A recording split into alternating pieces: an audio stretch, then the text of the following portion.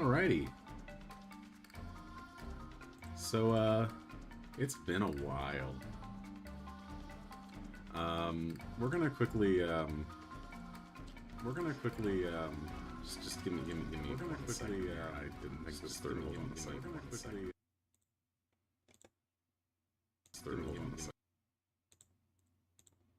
there we go. Okay.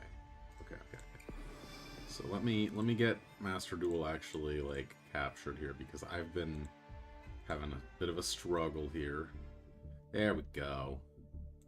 I'm gonna bump that lower. Cool. Alright. Cut that a little bit. Cut that just a tiny bit that way. Alrighty.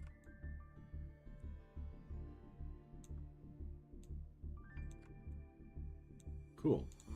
Alright, so, hello everyone. My name is Maxim. I'm your resident Catboy Vampire VTuber, and I'm very happy to come to you live with some Master Duel. Today, just so everyone's aware, I have not streamed in quite some time, to say the least. It has been a long time, and I've been remiss in the fact that this is a hobby at the end of the day. I shouldn't stress about it, and I needed a break to really, like, work on my mental health, figure things out, get into a better headspace. Now, on top of that, for those of you who may end up watching this because you are aware of my work on my Pokemon fan game, Pokemon Chivalry, I will flat out say I am still working on it actively. I've actually made a ton of progress. I've currently almost got the finishing touches on... I say this every time, but hey Scrub Lord, welcome! I was just actually quickly doing a little, like, update on my, on what's been going on, why I've been on hiatus, etc., you know. But yeah, I've been overall, just spending a bunch of time working on my game, working on myself, figuring things out, and I'm just taking a shot in the dark, coming back to this and trying again, seeing how it feels. So, with that said, I do want to quickly say, if anyone does come here hoping for updates on progress on Chivalry, I'll put you at ease here. So there is one little update that I can give, and that's that I am literally within a week away from having a beta test out of the out for the dev team.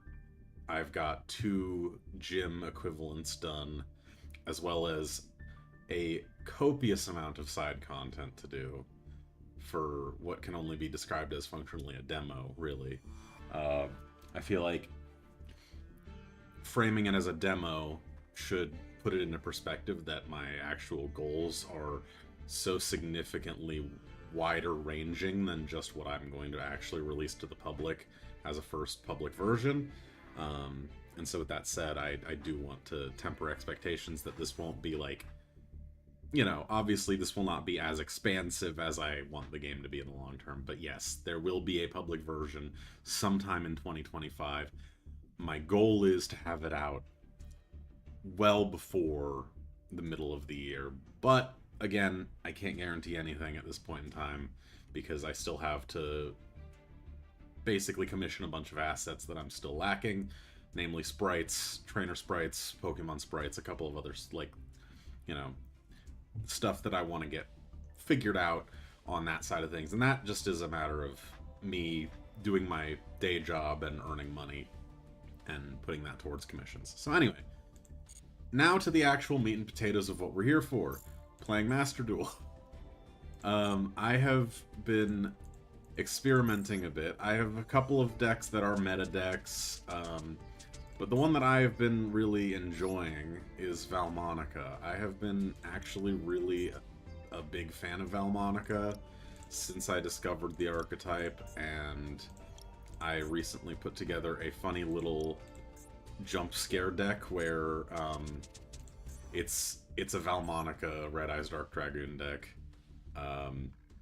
The general idea is it's a standard Valmonica deck, but you're running Red Eyes Fusion, Red Eyes Black Dragon, and Dark Magician, as well as a Super Poly for good measure, just in case you need to remove some stuff. Dark is pretty common, so I figure Starving Venom Fusion Dragon and Garura as a additional possible target to summon with Super Poly. Generally speaking, a 5-card draw will result in a decent opening hand. This is a brick. But like this, for example, I can make it work because I got the field spell.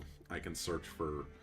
I can search off the field spell for Celetrice, use Celetrice to get the Pendulum monsters, then set Super Poly Forbidden Droplet, have Maxi and Ash Blossom in hand. And, you know, it's not ideal, but I could theoretically make it work. It's not ideal, though. Like, that would not be a good hand. But, like, generally speaking, I get a decent opening hand consistently. Like this I could use. So, yeah, no, there's the deck works. That's really what I'm trying to get at.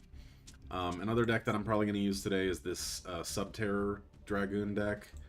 This one, I will openly admit, is a net deck that I have adapted ever so slightly to my own purposes. I did change a couple of cards in the extra deck, and I did change a couple of cards in the main deck. The general idea is that because Red Eyes Fusion prevents you from normal or special summoning, you can actually still set a Subterror monster face down and use the Hidden City to flip it face up, get its effect, and then get Subterror Final Battle to, on your opponent's turn, flip it back up again, search for Fiendess, and functionally get an extra Omni Negate, basically, on top of having Dragoon out. So it's another deck that does tend to work pretty well. But yeah, we're going to start with the Valmonica Dragoon deck and see how things go. I'm currently in Platinum 2. I ranked up there last night using the Subterror Dragoon deck. But yeah, we're gonna just give this a shot, see how it goes. I will say I am also still getting over a cold, so if I need to sniffle a bit here and there, I do apologize if that gets picked up by the mic. Hell yes, I'm going first. That is huge. So yeah, we're gonna see exactly how well I can do here, because if I can get to Diamond, right, that's still gonna be better than any previous season that I've done. This is iffy. I can potentially Invitare into Artemis. Yeah, that should work. Okay. So, Angelo discarding fuck, I need to discard Crossout Dez, unfortunately.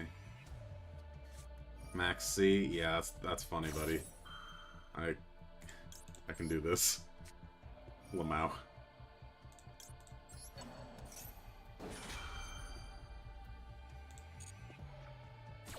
Alright. So all that resolves. Maxi gets banished and negated. Oh, Angelo resolves. Demono comes out.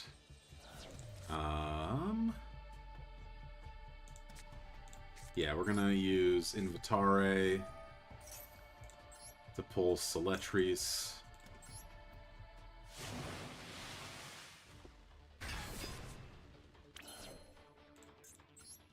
Into Artemis.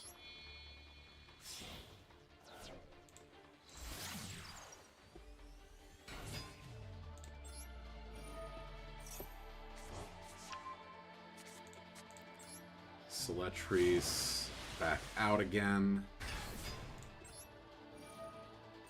And that gets me Valmonica Celta.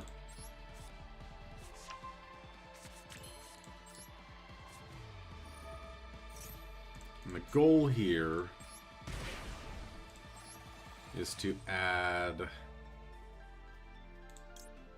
think Versare is my best bet here.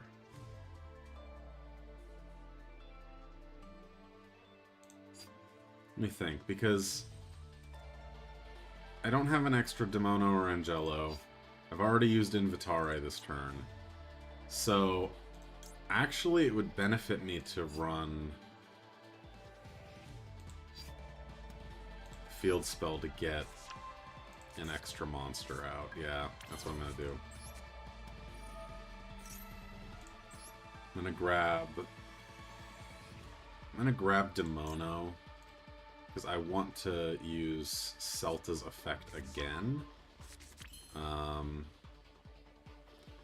And my best bet here would be to Pendulum Demono out now. And then Celta to grab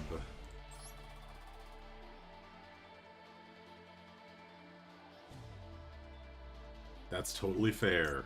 Work comes first. Don't worry about it if you need to go AFK for a bit. I'm just trying to set up my combo here. I don't think I want to do that. I don't need to because I've already gotten that. So I'm going to do this. I'm going to grab this to my hand. I'm going to set this face down. Disharmonia. I'm gonna... Yeah, I'm gonna add a counter to that, add a banished Valmonica card to my hand, which adds Celta back to hand. Then, this is where it gets kind of janky. So we're gonna do this and this into Verte Anaconda, and then Zebufera.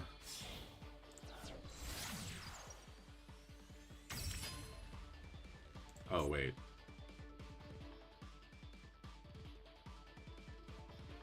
Does that not work? Ain't no way that doesn't work. Hold on.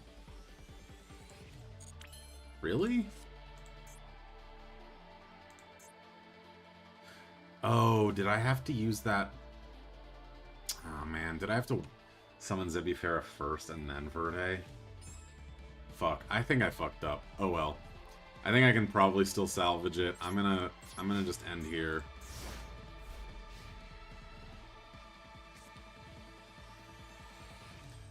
Currently actually not as badly as you might think.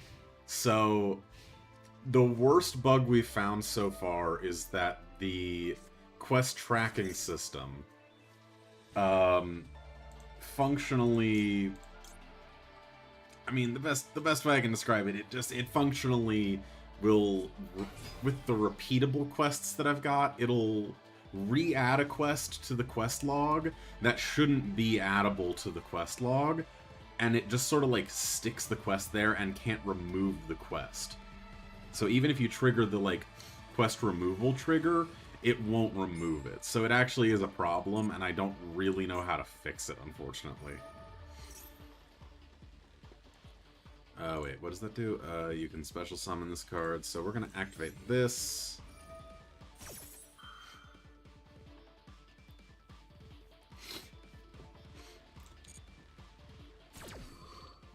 And we're gonna resolve both effects. Negate the effects of a card on the field. We're gonna negate that.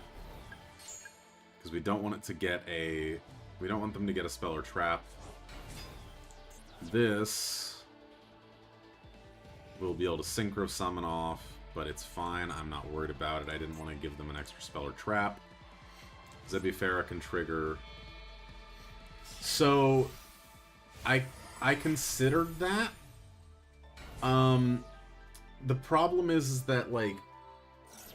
having the repeatable quests be considered failed quests doesn't sit right with me from a, like, logic standpoint. I want them to be repeatable and completable multiple times. What I would love is if the quest system actually allowed for a, like, actual way to track it, if that makes sense. Like, how many times you've completed it, if, like, so that you could actually functionally count how many times you've completed each random quest. But, unfortunately, that's just not an option with the current system. So... Also, now my field spell triggers and I take control of the opponent's monster. Until the end of the turn only, though, so now I'm gonna see whether they actually just surrender at this point, because sometimes at that point they're like, what the fuck do I do here? Oh, they're gonna link off this into a Link 1 and then special summon it back, link into a Link 2. Probably Splash Mage to link off into a Link 3. That's my guess. So Link Decoder into Splash Mage is my bet.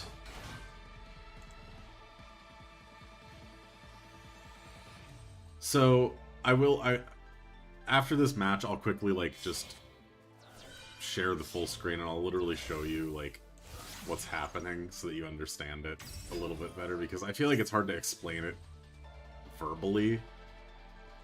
Because it really is, like, we don't really know exactly what part of the code is causing it, and it's a plugin that isn't something that I had custom coded. It's a plugin that isn't meant to be used the way I'm using it, technically. And the reason it's even having issues at all is because I'm using it the way I'm using it. And I don't know if I can fix it, so we'll see, but, like, I've been planning on reaching out to the plugins developer and seeing whether I can figure something out. Whether I can maybe commission some custom code for it specifically, but yeah. Oh, you know, okay, gotcha. Fair enough. In that case, then yeah. I mean, I could theoretically do that. I'll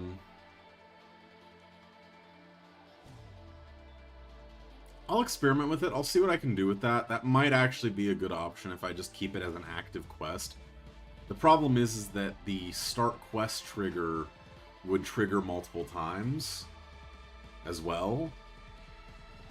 So I don't know if that might cause bugs if it, like, happens enough times, but again, we'll have to see.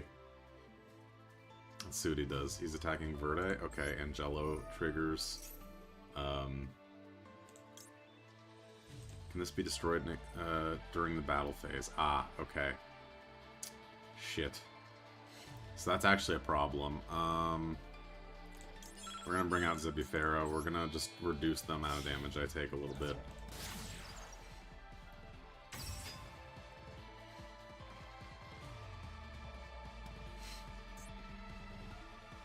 I'm not gonna worry about it. But yeah, I'll see if I can figure it out. Yeah, no, that's totally fair, yeah. I'm gonna try anyway, just to see if I can, like, straight up just negate this guy's effect. Yeah, no, it doesn't work. That's a rip. Oh well. Can I activate this to...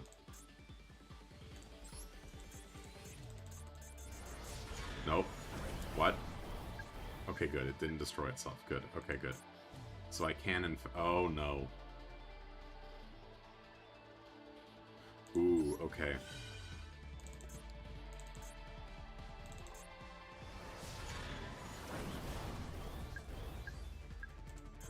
Can it attack again? Ain't no way it can attack 3 times. Okay, it has 2 attributes. Okay, so it can attack twice.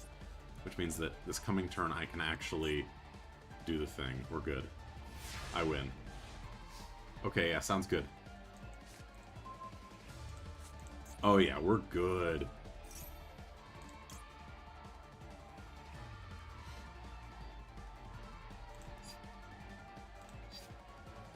So, hold on.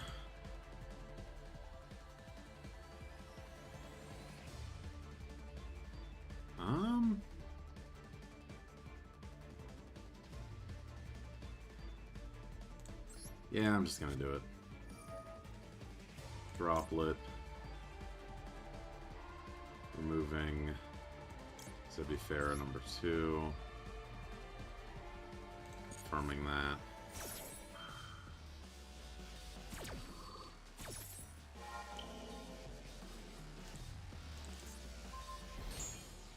Okay, so that's now...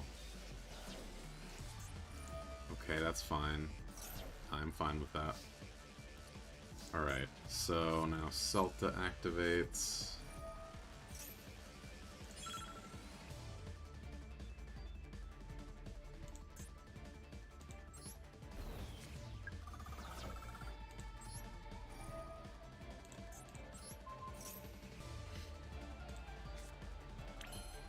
Okay, now I can Pendulum Summon Demono. Come on. And then I can summon that. Ooh, we're good. Okay, we win. So Duralume now triggers there, and boom, that pops that.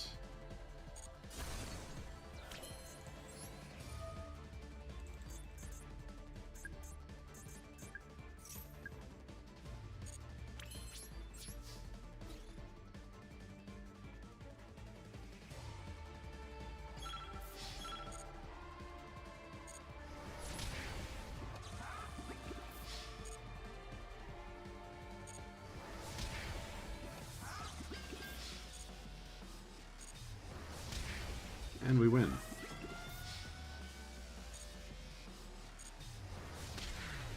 Alrighty. Yeah, Valmonica is so much fun. I really love this deck.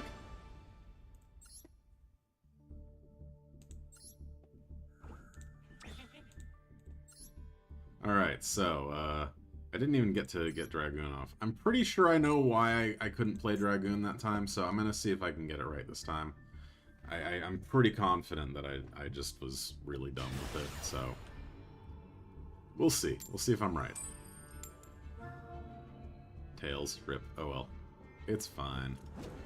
Going second means that I can try to aim for Duralume on my turn, so... We'll see if that actually works out.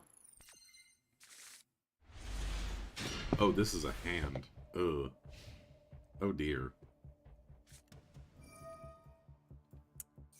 Huh.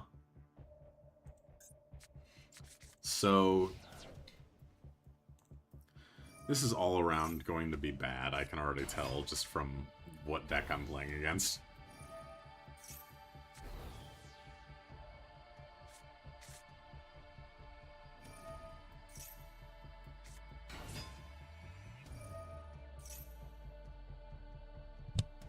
I'm gonna just say it right now. 90% chance that this was a Centurion White Forest. Because I actually fucking play that deck as well. Like, it's such a good deck, and I love it. Bruh, I feel that, though. Like, the holidays were crazy for me, and leading up to New Year's as well. We had so many customers yesterday, it was crazy. I went through, so I was working the pizza station at my job yesterday, and, we went through, let me think, how many pizzas did I make in total, counting the trays of dough? It's 12 dough balls per tray. I went through 3.5 trays, so I made over 40 pizzas over a 6-hour shift.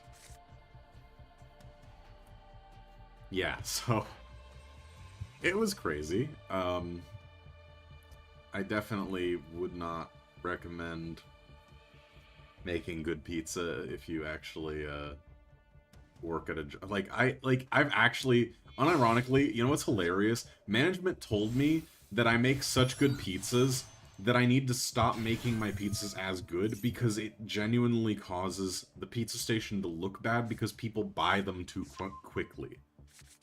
So, like, people will buy the slices too quickly to the point where there's not enough slices out on the pizza stones. And so management's like, oh, it looks bad because there's... I know, right? Like, that's basically what I said. I said to them, so I'm doing such a good job that it's a problem. can I get that in writing? Is what I said. And they were like, oh, this is perfect. We got this. It's fine.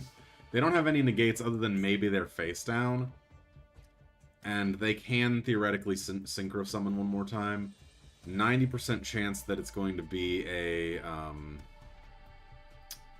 gonna search my Celetrice now, just to be safe, if they have a negate, because I feel like that's gonna be a problem.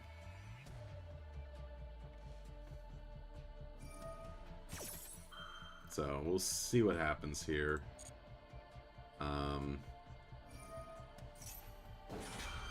So there's something Primera and Trudea. I'm really not that worried about it. I think that this should be very doable as long as I'm cautious with how I use my plays here. So I'm adding Celetrice from deck to hand. I already have Celta in hand.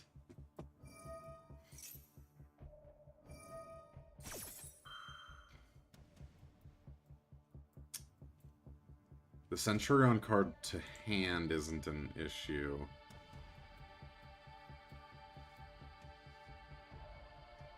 It's what they summon that might be a challenge, but we'll see what they summon. I'm not too worried about it.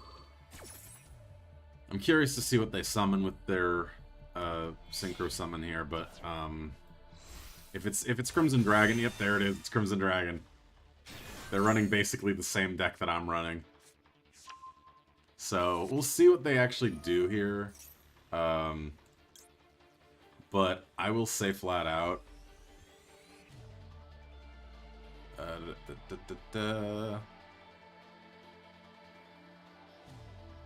I'm actually going to do this, I think. Hold on. If I do this, how am I going to do this? So, I think...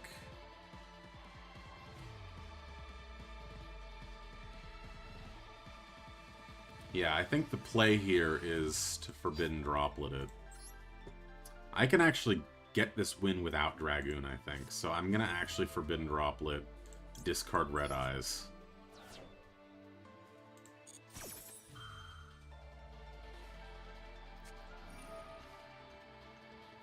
They're going to banish Crimson Dragon. That's fine. I don't mind. I genuinely don't even mind. That actually works out just fine with me. Wait. No, you can't do that. Pardon me. Forbidden Droplet should have triggered. What? Ain't no fucking way that just happened. Okay, so Forbidden Droplet triggers. I can negate Cosmic Blazar, which prevents it from actually being an issue during my turn, which is good. We're gonna Demono, discard Celetrice. They can try to use Blazar. Wait, I think they can still actually do it, I'm pretty sure. I don't know, though, for sure, but we'll see.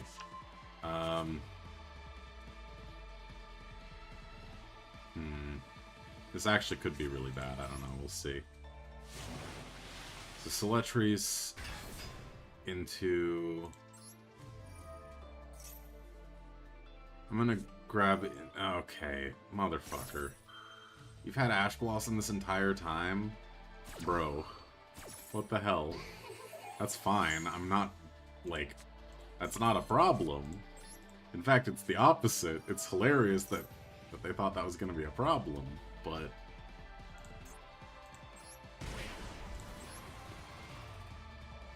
Because I can now just add Invitare.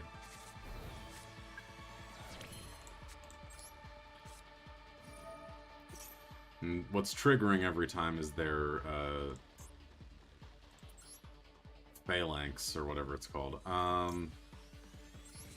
So, Valmonica...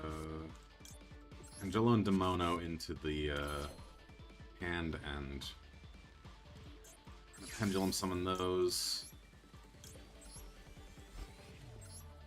Demono there.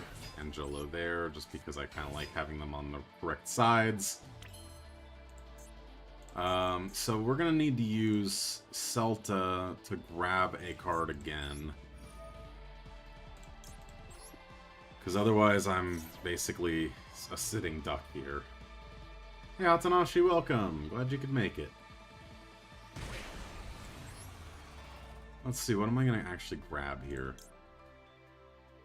Do I gamble, or do I play it semi-safe?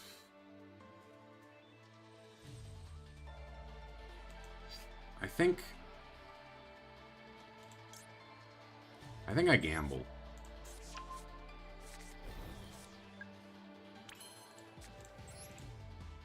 Because I can still do some goofy shit here. So let's see what I gamble. Oh, well, I lost the gamble. It's fine.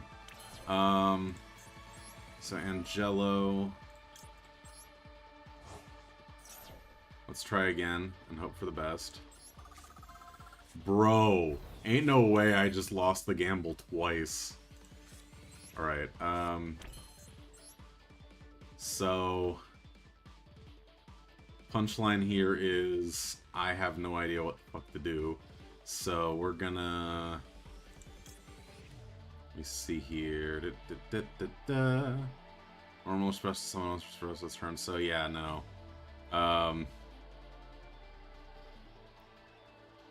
Yeah, I can make this work still. It's just gonna be kind of jank. Because I need to basically just, get my snake out.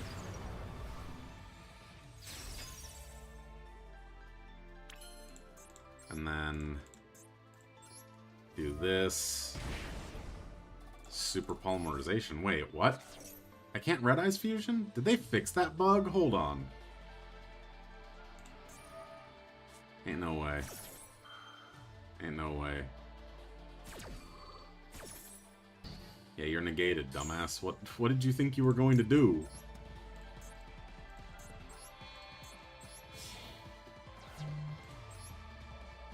Okay. So that didn't work at all. I don't know why that didn't work, but it didn't work. I have Dragoon. I guess it might have been a bug and they just fixed it. Shit, I don't know. Because I was able to Oh, it's... I see. So stupid. That was a misplay. Remember, kids, if you have ADHD and have terrible memory, just try to keep track of what's in your graveyard before you actually make a, you know, critical combat decision. Great play on my part, but it is what it is. It's fine. I'll make it work. So this, that would have been a good play if he had put it in defense mode, but it's fine. Whatever. Just attack with Celetris and Fusion. Man, I actually feel really disappointed in that one. But I can make it work. It's fine. Cat pulls Snake out live on stream. Yep. Yep. Man, I've failed twice. Like, I have failed to be gooning twice. Come on, man. Like, what is wrong with me? I can't even goon right. I'm sorry for that joke, by the way. That is horrendous, and I feel terrible for it.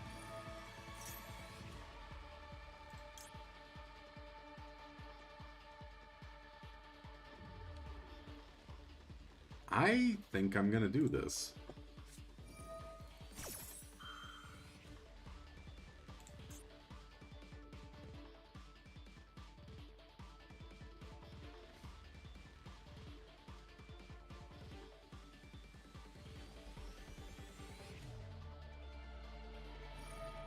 Yeah, okay, you're gonna banish that. That's fine. That's totally fine.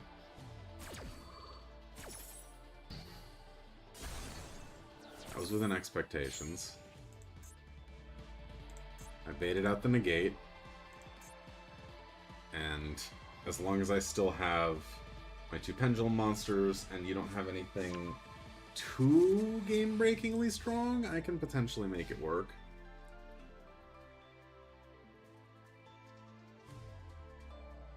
Oh, wait, hold on. Let me check the wording on this. So, I actually needed that to resolve. Damn, I think this might be an L. I'm thinking about it, and this actually is going to be an L 100% because if I had been able to get Dragoon out, that would have been a win. But because I used Dragon for Forbidden Droplet at the beginning, that resulted in me only being able to use Super Poly rather than Red Eyes Fusion. So now I am locked into a 2-2 resonance counter. Yeah, I was right, Centurion White Forest. And it took this long for me to actually see confirmation of it. Bro. Like... So you're gonna summon RCL up.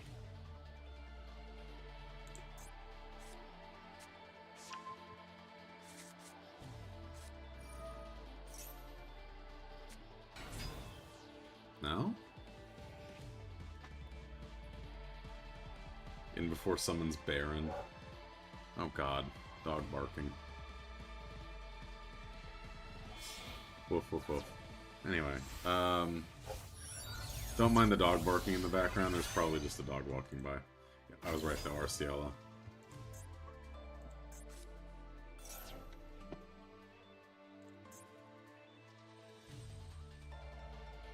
It's funny because I play this deck, so I know exactly what this guy's doing, and like, oh god, the dog. It's the male, that's what it is. After this game, I'm gonna go AFK briefly to bring the male in because there have been package thieves around recently, and yeah, just want to make sure that there's nothing on the porch that stays out there too long.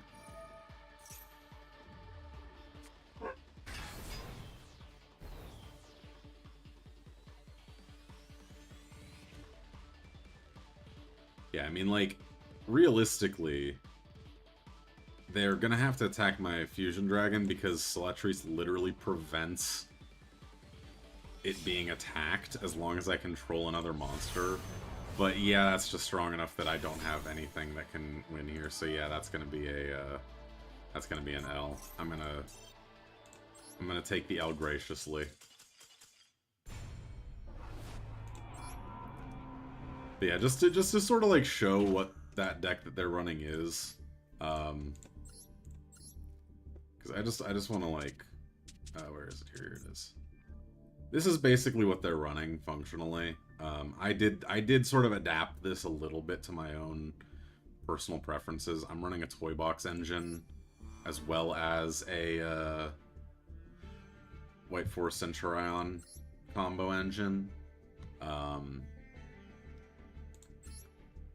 I will openly admit this is not necessarily the most optimal way to run this deck. I just sort of customized it a bit because I had more fun with this setup.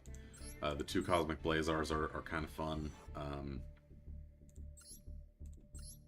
I really enjoy Diabell as a card. Like, super fun to run because you can just sort of jump scare them with Formula Synchron into Baron on their turn.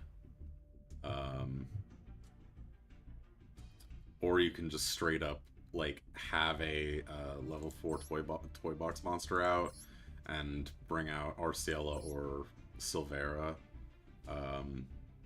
Silvera into flipping their monsters face down and then Synchro off. Or no, actually no. You want to have a Centurion monster out, that's what it is.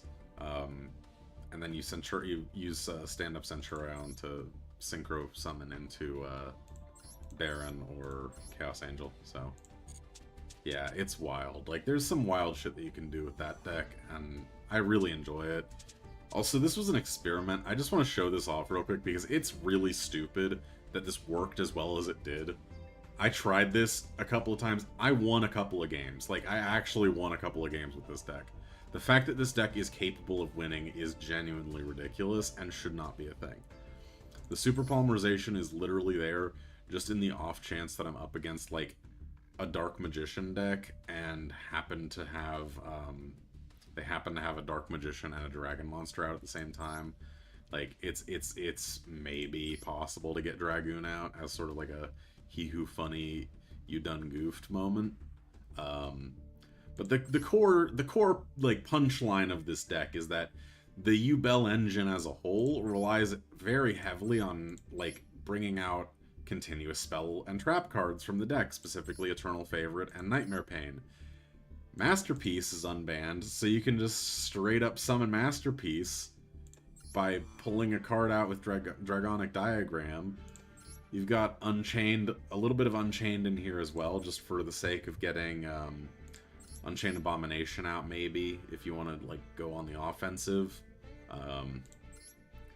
Yeah, so there's a lot that you can do with this deck that I think is really funny, and yeah, I just experimented a bit, and it worked by some miracle. But yeah, no, I'm definitely a fan of experimenting with decks. But yeah, give me just 1 minute, I will be right back.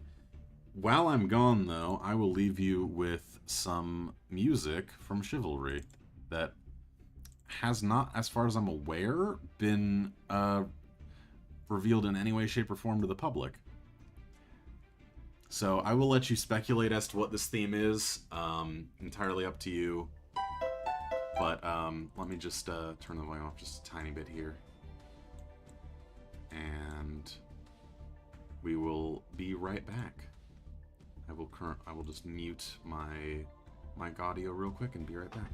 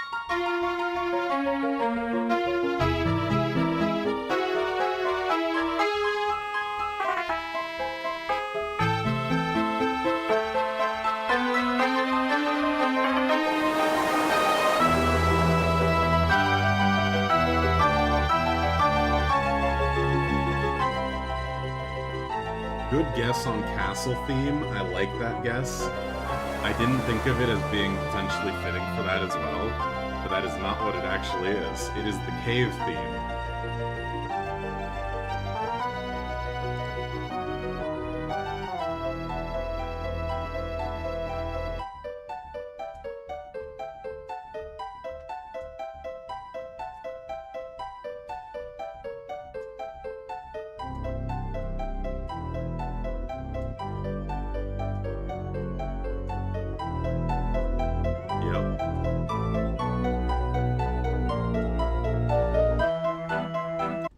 Yeah, anyway, I just love this theme. I'm really happy about it.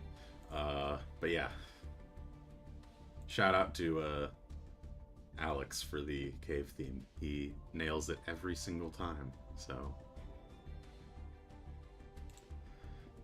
But yeah, so we're gonna switch it up for the next match and run the Subterror Dragoon deck, because this one is also kind of funny.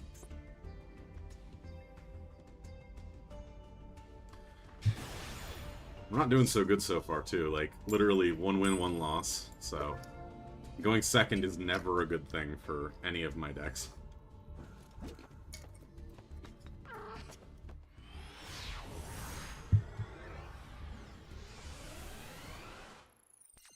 To be fair, that is why Tenpai is meta right now. Oh, God. I'm okay with going second with this hand. Ninjas? No fucking way. Oh god, don't do this. Okay, good.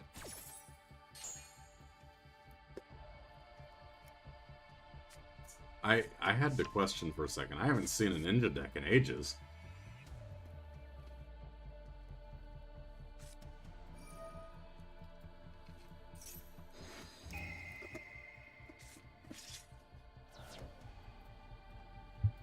Okay.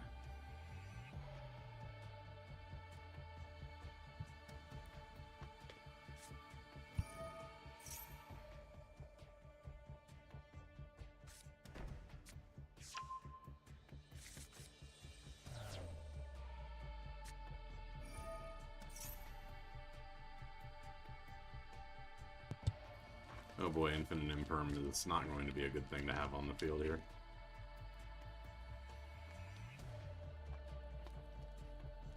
I got a package that I'm trying to open right now, and it is not being very cooperative, to be honest.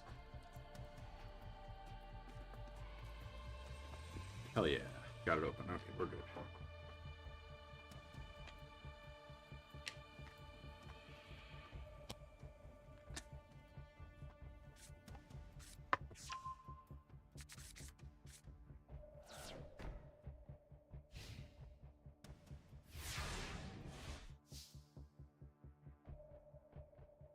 Okay. 1 second here. Cool. Alright. Bro. This is not a hand that I can run. Okie dokie.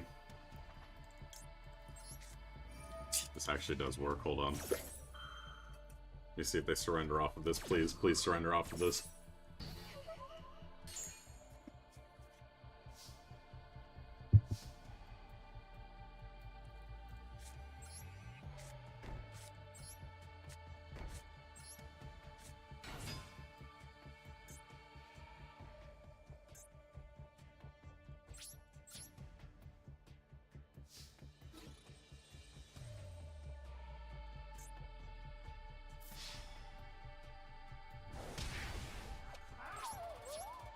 This is going to be a really bad way for this hand to even play out. Like this, I'm not gonna lie, this actually is a genuine brick of a hand.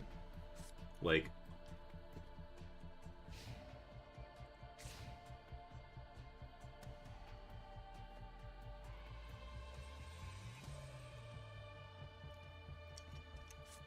it really just does not work.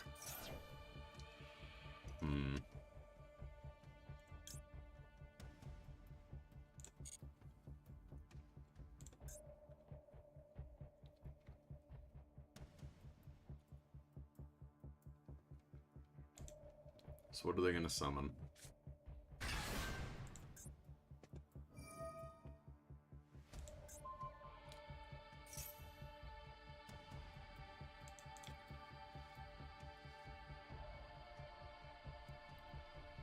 Okay, that's fine.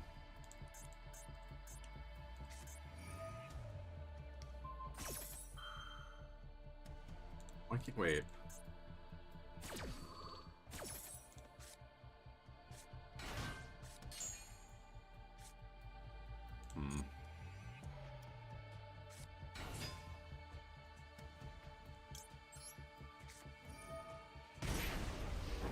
Get out of here. We're not doing that shit today. Solemn Judgment, get out of here. Talk to the hand, motherfucker.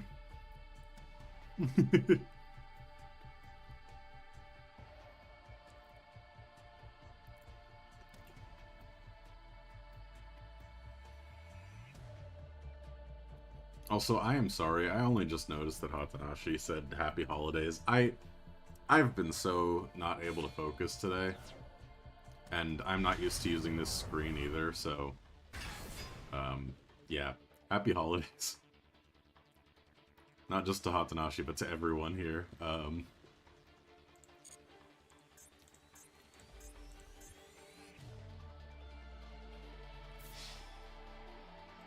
Okay, I'll take the 2,500 and be down to 1,500 life points. This is very bad.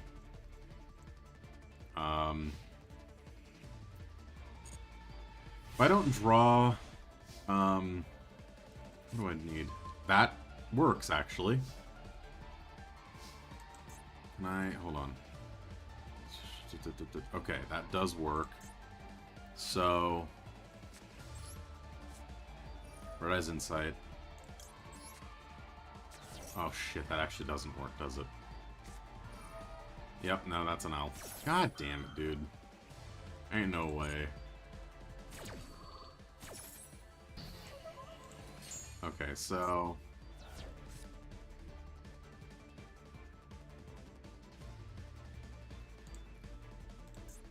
What have I got that I can do? Nothing. Okay, cool. So that's a surrender. LMAO. Man. First game with this deck and I immediately get a brick of a hand. Alright. That's a great start. I will say, this deck is very rare to brick. Oh no, am I about to be a very bad person to this person?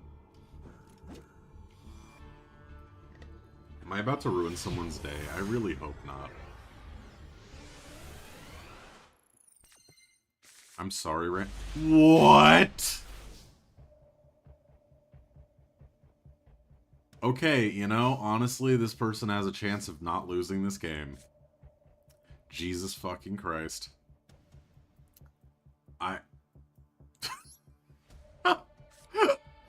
What is this? Ain't no way. Bruh. Fuck it. Torrential Tribute. That's literally, like, the best I can do here. Oh my god.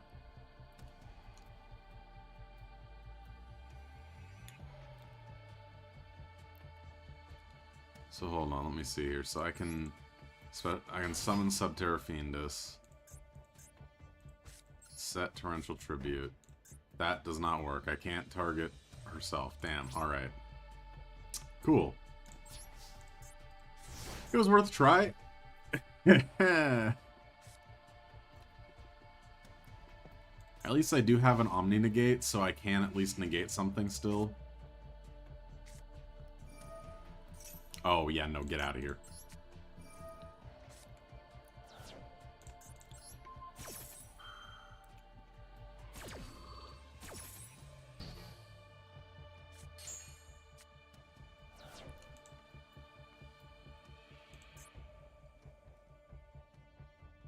We don't like Toy Box here.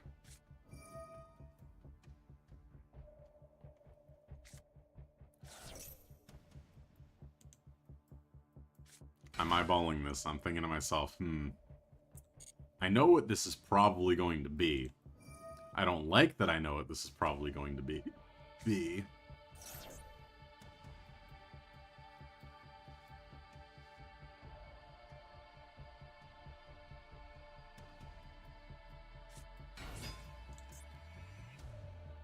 Yeah, that's what I was afraid of.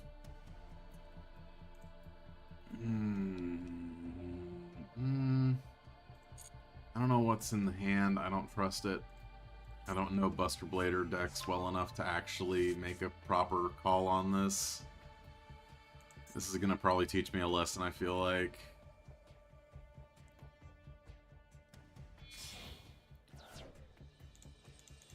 What are they linking off into? Okay, nope. We're not doing that. Get out of here.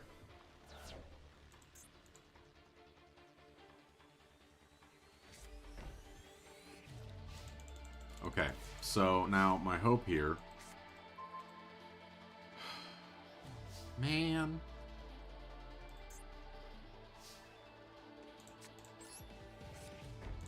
I should have grabbed Max C.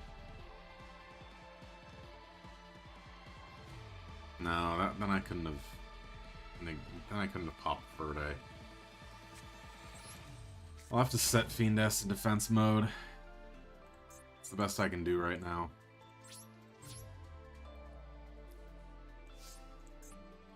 Man, I can't believe I actually got 2 bricked hands in a row. That is wild. And all 3 copies of Fiendess in the opening hand. Like, that's insane. Ain't no way. Like, I just need to show you, right? Statistically, that's 3 out of 40 cards. 5 cards in your opening hand, right? So I got 1, 2, 3, 4, and 5. So I got my 1 copy of Pot of Duality, all 3 Fiendesses, and my Dark Magician in my opening hand. None of the cards that could have been used to actually do something. I didn't get Guru, which would have been useful there. I didn't get Archer, that could have potentially been used. Didn't get Insight or Fusion, Hidden City, Trap Trick, Summon Limit, there can only be 1. No, none of that. I literally just didn't. So, yeah, that's wild. Okay, well. Well. Just because I'm playing Yu-Gi-Oh! Doesn't necessarily make me a bad person. Come on now. I'm not perfect, but... Honestly, I actually just really wish that that they, like... I can't wait, actually, for the January ban list, because the meta is actually shifting so significantly in January, and I'm really looking forward to it. At this point, really, my only hope is that I don't die this turn somehow by some miracle, but it's unlikely. If they pop my Witch's Strike, I've pretty much lost hope.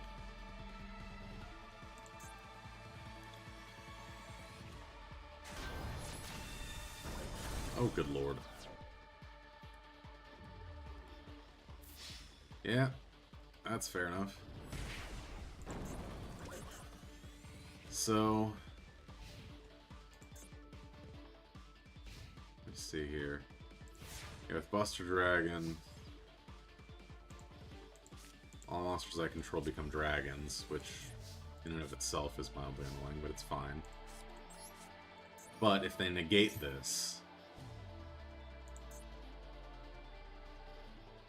okay, no.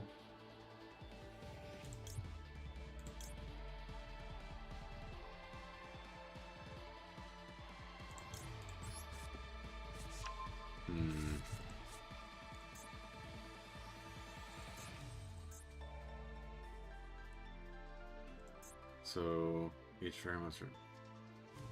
its position, yeah, so this is basically a, yeah, no, there's nothing I can do here. If I had gotten,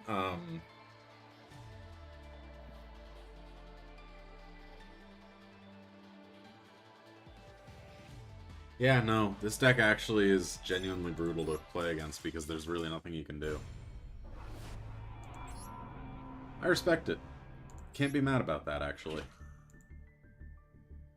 And once they get that setup done, it's pretty much over there.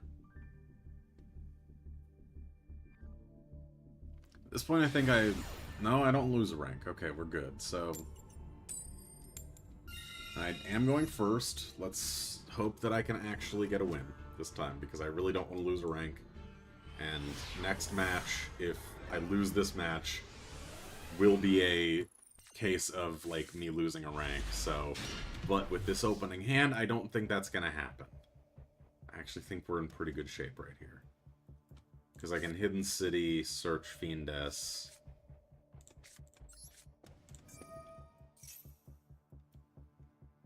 And then Insight, search, yep, I knew to do this first because that was inevitable.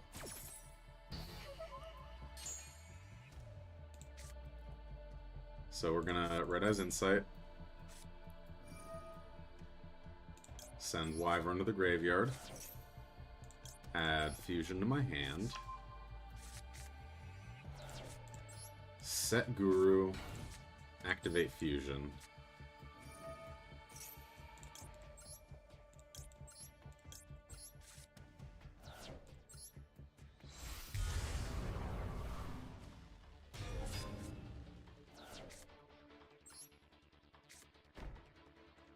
then we're gonna flip up my Guru to defense, activating that to grab Fiendes for another Omni Negate.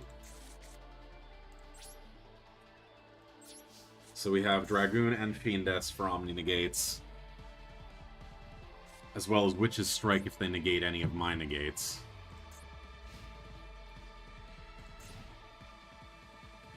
Which will functionally just completely wipe their board. So it's a Raid Raptor, continuous spell, add one. So I don't like that. We're saying no to that, like, immediately, please and thank you. I still have another Omni Negate, so I'm not worried about it.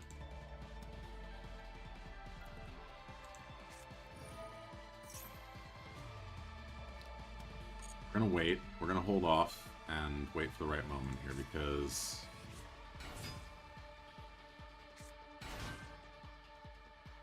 they still have their normal summon. And there's their normal summon. So now the question is what they do here. Summon Raid Raptor card from your deck to the graveyard. I know Raid Raptors are very, very annoying. I'm not inclined to just immediately, like, negate. I'm inclined to hold it for the right moment, so... The good thing about Dragoon is that it can't be destroyed by card effects or targeted by card effects, so... Realistically, it can only really be destroyed by battle, or can be forbidden dropleted, as far as I'm aware. So as long as they don't get something stronger, I can theoretically...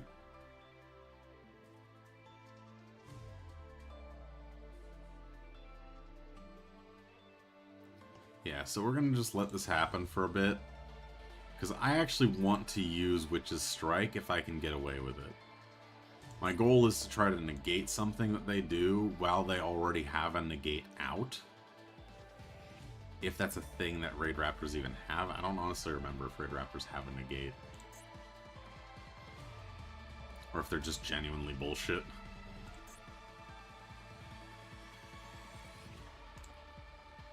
So we'll see what they do, but... Okay. Ah, shit, my Omni Negate's gone. Okay, okay. Yeah, no, that's fair. Well played. I respect that.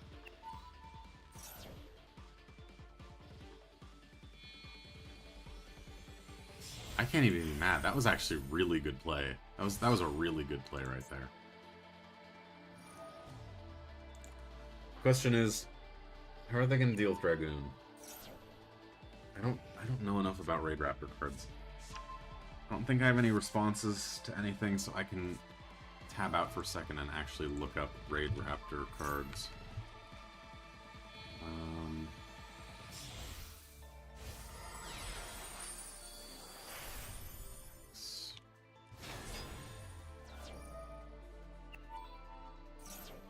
Raid Raptor. So...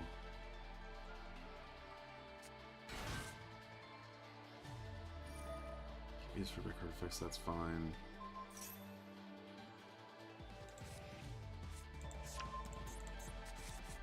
Personal Falcon. Can't do anything to me at the moment. It's not strong enough. The consideration is Rising Rebellion Falcon could probably kill my Dragoon. So they're gonna try to go up into Rising Rebellion Falcon is my guess.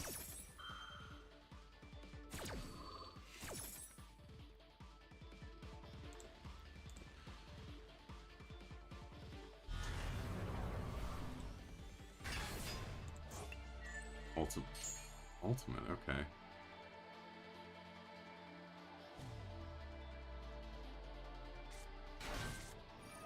Huh. So you're gonna see here.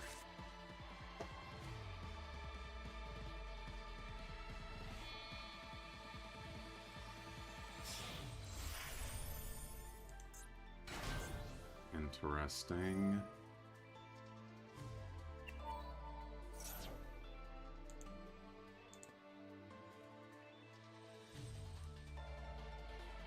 Yeah, really the only thing that they can like do to deal with Dragoon, as far as I can tell, with Raid Raptor monsters, is get out Rising Rebellion Falcon and Crash.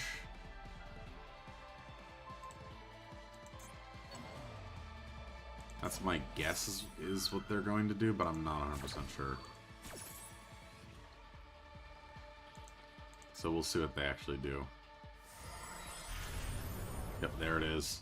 Rising Rebellion. And there's the attack boost, so yeah. I don't actually have any out to that, unfortunately.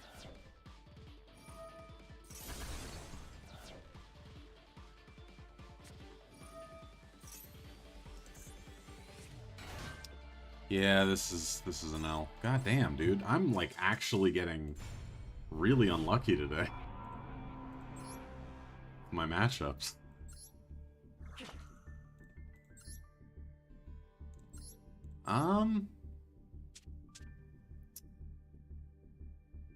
You know,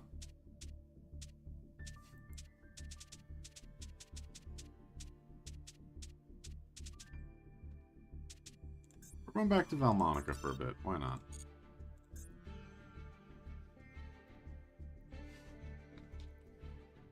This is gonna be the lose and I lose a rank match, by the way. If I lose a rank, I'm genuinely going to cry too. Like, I've been, of course, like, so I know this is gonna sound funny, right? Everyone always jokes about streamer luck. I have streamer unluck. I'm sorry, what the hell? God damn it. Alright, so I mean, if this gets negated, I'm basically fucked. Oh. Okay, so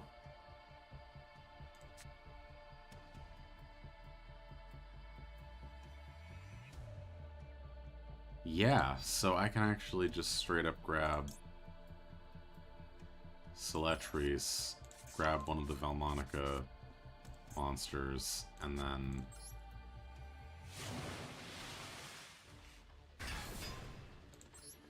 pray to God that this doesn't get negated, I guess. Okay, Max C, that's fine. I'm not worried about that. That does not bother me. So we're grabbing... I'm gonna grab Demono. We're gonna send... I'm gonna send that to the graveyard, so we're gonna send Chosen Melody. And then... Demono Angelo. Activate Celta.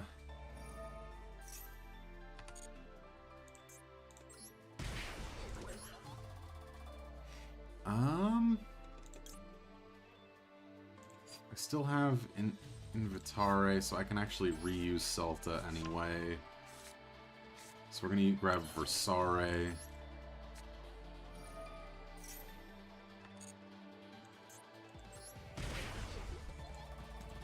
We're gonna send a card from my deck to the graveyard. Because Celetris hasn't triggered yet. I can actually get a second Celetris, which is huge here. And then I can trigger Invitare.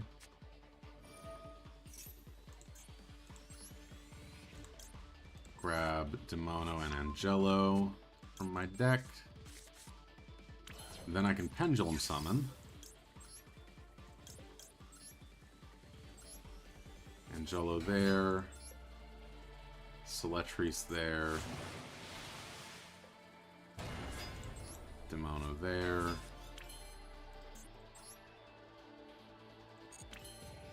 Then Demono to activate Celta, which grabs Disharmonia. Disharmonia. Do I want to actually? Hold on, wait.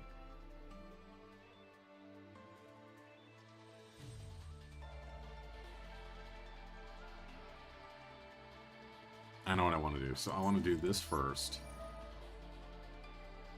We're going to use Versare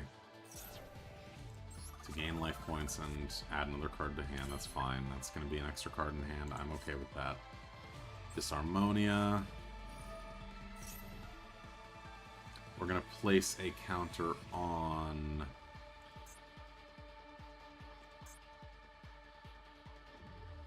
this. And then we're going to gain life, add a banished card to hand. So I have Celta in hand. That's a 2. We're going to set this face down. Then we're going to summon Zebufera first.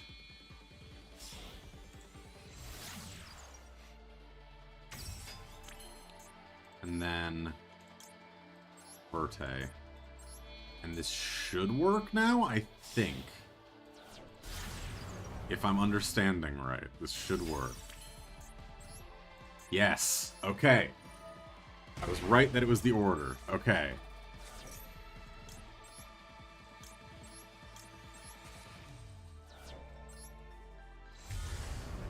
Boom. So now this is what I'm talking about when I say the deck is kind of silly. I now have a face down that prevents... or that destroys a spell or trap on the field and returns a monster from the field to the hand because Zebufera's out. Zebufera can negate a monster's effect and prevent targeting. Dragoon will literally just be like, no. That's limited to 1. I should negate that, I feel like. But I'm not sure.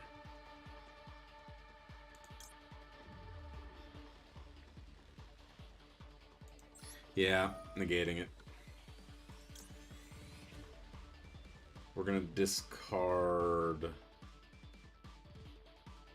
Yeah, we're gonna discard Angelo.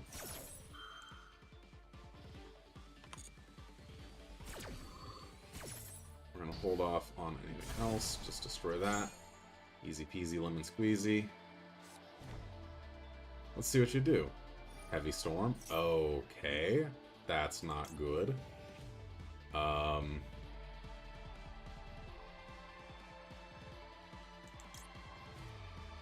on. So then, if a card I control is for a valid card effect number 3. Okay, cool. We're good. We're good. We're good.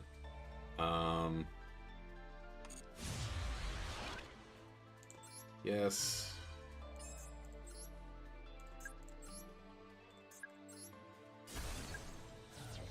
Easy peasy. You just destroyed your own trap card. Congratulations.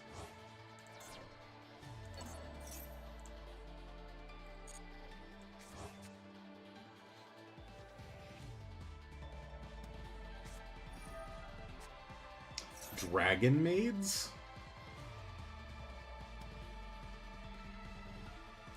Huh. Okay. Interesting. You can add 1 Dragon Maid monsters. I'm gonna say no to that. Because I don't like that. I also don't want you to have a monster on your field if I can avoid it.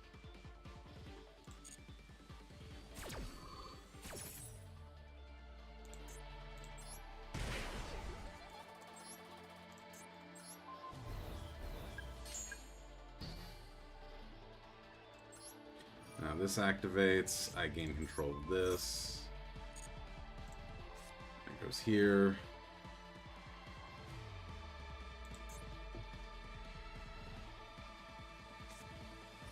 Monster Reborn. What are you bringing back? Oh god, you're bringing back one of my monsters, I'm betting.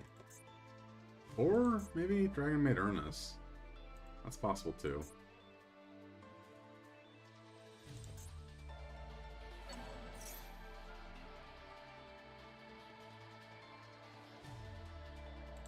That's fine. So I was right. They brought back Ernest. Now...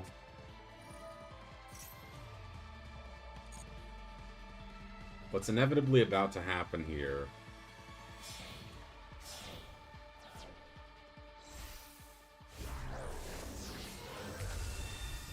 oh, I was about to have a fucking panic attack. Holy shit. I was like, ain't no shot. Ain't no shot they're about to special summon fucking Dragoon. Oh my god. Okay. Good lord. I think cancel.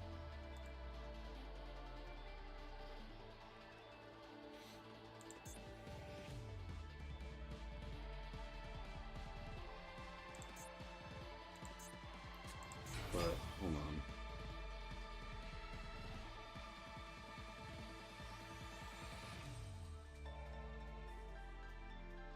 So I've already used Zebufera. Can't target Monica monster cards I control. So that doesn't target, so that doesn't count. Dragoon can't be destroyed by card effects. This won't be able to bounce that. So we're basically just waiting to see what happens here. I might bait out the negate, and then during battle phase summon out Duralume, and then use its effect to destroy all their monsters. So I'm probably gonna whenever they've finished their like main phase and are about to go into battle phase. Are you running Dragon Link? What?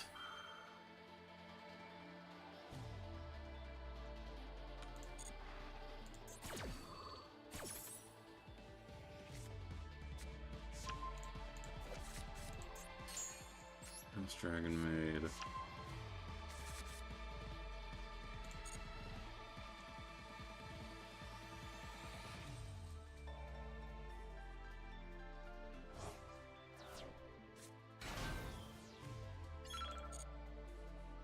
I need to basically just be spamming the escape button at this point, because I'm actually going to lose to time limit if I don't, like, pay close attention here. This is such a weird... Okay. So... what card are you targeting? I'm curious now. You can't target Zebufera or Celetri, so you're gonna have to target Verte or Dragon Maid. Or Kitchen Dragon Maid. Or my field spell. I'm gonna trigger this. Bait out the negate. Because the negate is going to be fine. I'm not too worried about it. It's just a question of, like... yeah, that's fine. The negate isn't an issue. I'm more baffled that you're going after my field spell. Huh.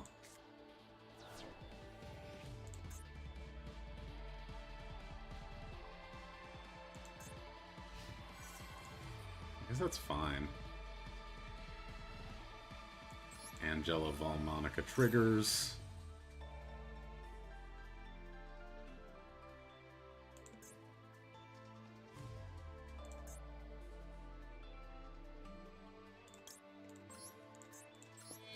Okay. Duralume comes out.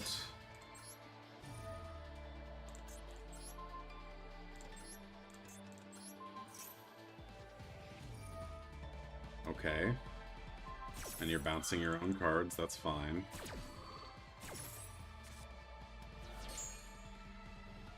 I'm not worried about it.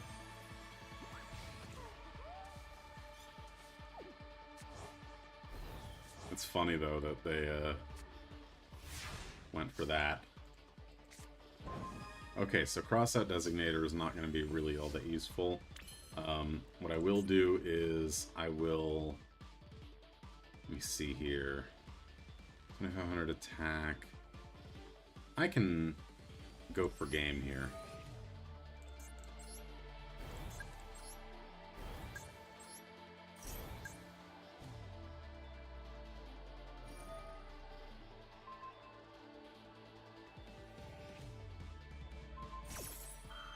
You know what's funny? I can do this. And just negate SP. Like, what did you think was going to happen, brother? Yep, there it is! Oh, I saved myself from ranking down. Oh, thank God. Okay.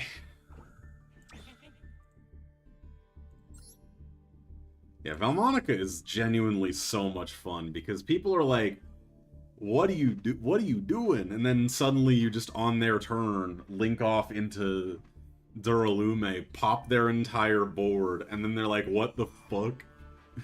But yeah, no, it's so fun, dude. I love this deck. It's why so I mentioned earlier that I got a package in the mail. Unironically, I built a functionally like a pre-constructed Valmonica deck off of Amazon for 50 bucks. I did the research into how much it would cost me to actually like get all the singles for it currently off of TCG Player, and it would cost me around the same amount. And I just figured, you know, this seller actually builds decent like basic precons. And I've got the cards that I actually need to add to this deck already, so I didn't actually need to buy more cards. I could literally just straight up, like, add the cards to the pre-constructed deck and be fine. So, like, yeah, I'm basically building this exact deck, but in real life. So, minus the 2 Ash Blossoms, which I will need to pick up from my LGS, but I mean, really, it should be 3 Ash Blossoms. Ghost Bell's just there because I don't have a 3rd Ash Blossom. And I'm lazy. But yeah, no, this deck is fun. I genuinely enjoy this deck so much. But yeah, so let's try one more game, see how this goes. After this match, I'm going to play another deck to showcase that deck, because that deck is also kind of goofy, but not necessarily good. It's just goofy. I am aiming to actually rank up, though, so I should probably take this more seriously than I am. I don't know. We'll see. At the end of the day, I'm having a good time. That's what matters. Oh, good lord. Fuck do I do with this hand? I guess Seletrice into... Field Spell into...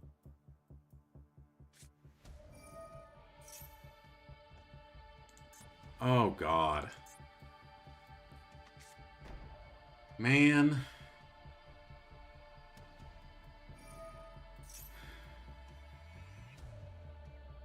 Why me?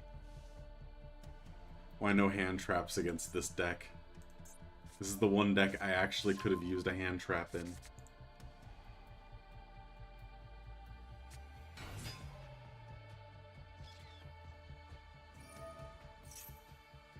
Well, that's bad news.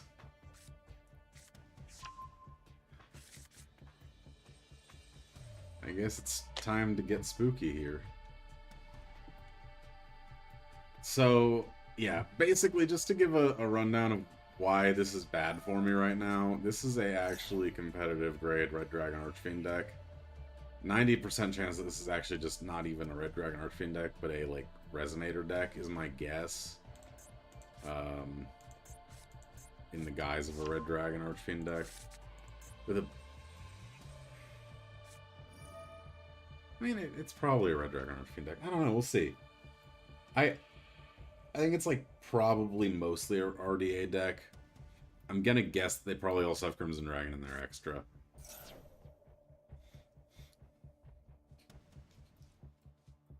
Their connection is not great, though. I'm kind of... There is a part of me that's hoping that they disconnect before their turn ends. Because I am not confident, I'm not gonna lie.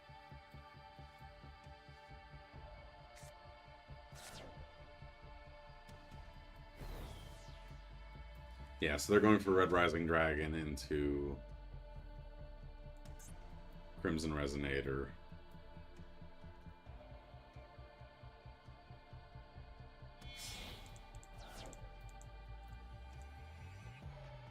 So this is just a Red Dragon Archfiend deck.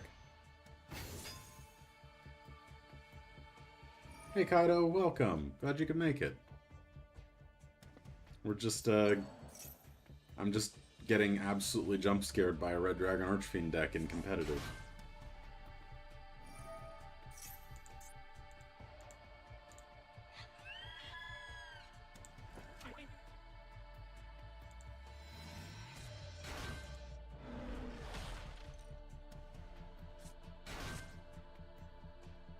Let's see what happens here, because oh, I know what you're doing. Motherfucker. I know exactly what you're doing.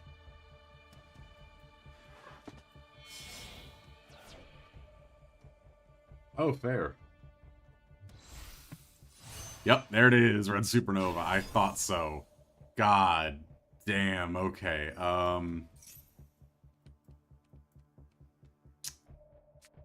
That's a problem.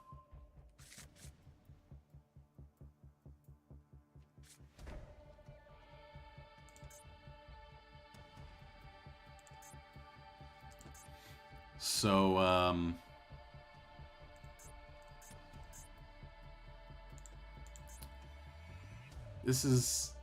yeah, no, I actually don't know if this hand can beat this right now. Depends on what I draw, but I actually might be... Man. If I'd gotten any other, like, card that can search, that would have been great, but if they respond to Celetris, I think I might actually be, like, in trouble here.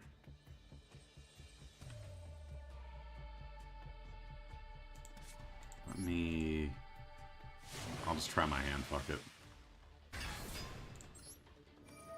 Worst case scenario, it gets bounced, and I can try again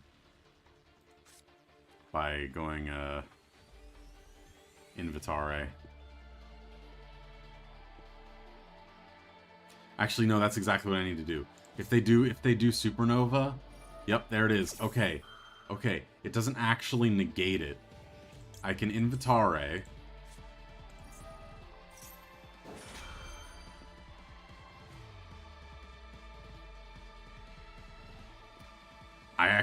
I have a way. There is a way.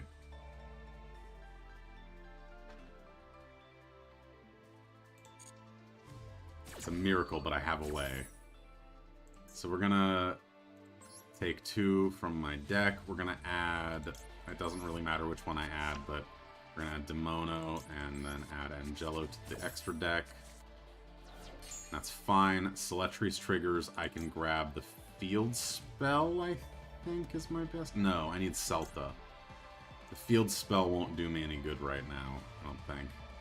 I've got Disharmonia. Celta I can use to basically just win this turn if I actually play my cards right here. So we're gonna activate Demono. Discard Chosen Melody.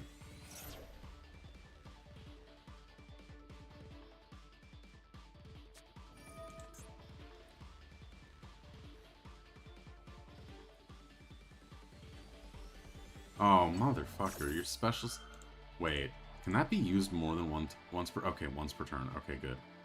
Good, good, good. So, cannot be destroyed by an opponent's card effects, though. I'm gonna use Max C to get a draw. This might actually be a good play here. I'm not sure. We'll see what happens. They called by. Alright, that's fine. I can accept that. That narrows down their face downs to 1 face down remaining, which is actually a good thing.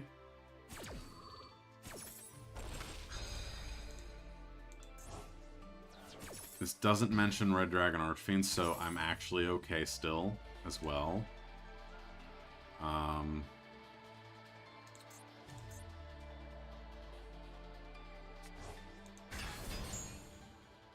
Okay, so Demono goes there, Angelo goes there. We're gonna...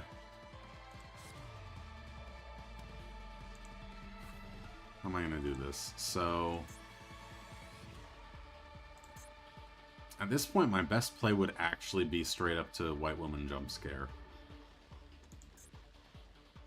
If I can pull that off somehow, that would be the best play. Question is there any way to do that? I don't think there is, realistically.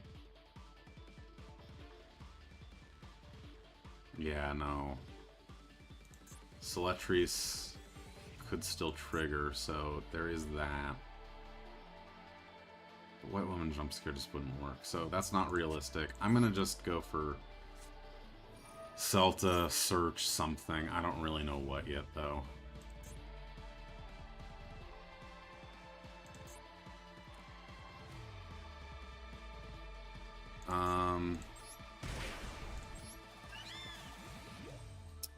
I guess I could actually add another card to hand with Field Spell, which does make a difference.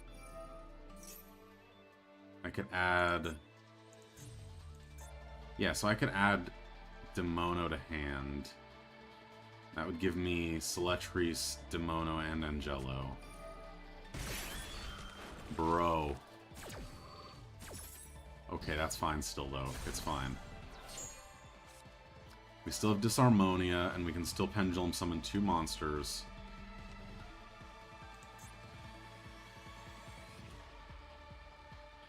We're gonna Pendulum Summon first.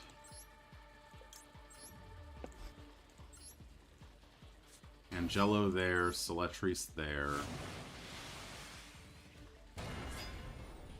I think, unironically, I don't know if I actually have a play here. Like, genuinely, I don't think I have a play. I could have negated if I had been able to do that, but I can't, so that's not an option.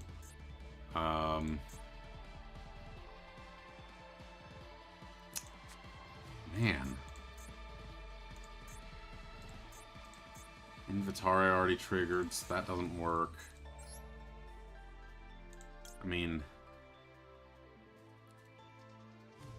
That actually is an option. Okay, Typhon. We're gonna Typhon them. So Celetrice is gonna go. I'm gonna Typhon them.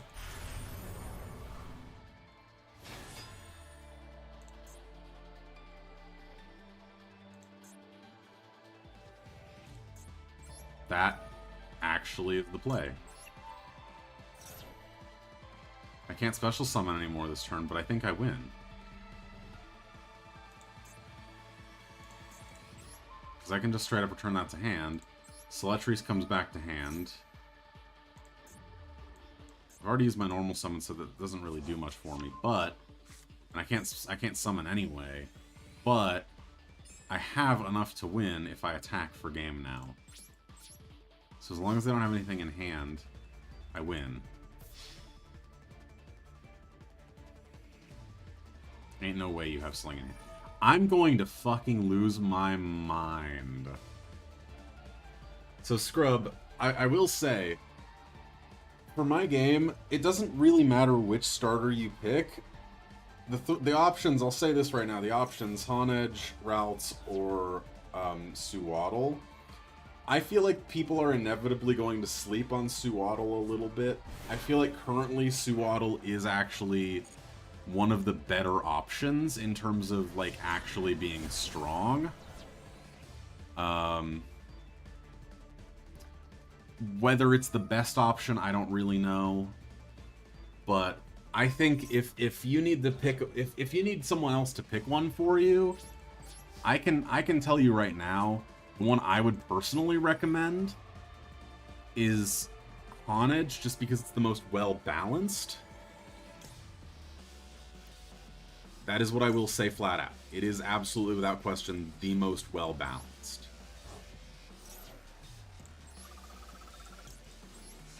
Whether it's actually the best option is up to debate.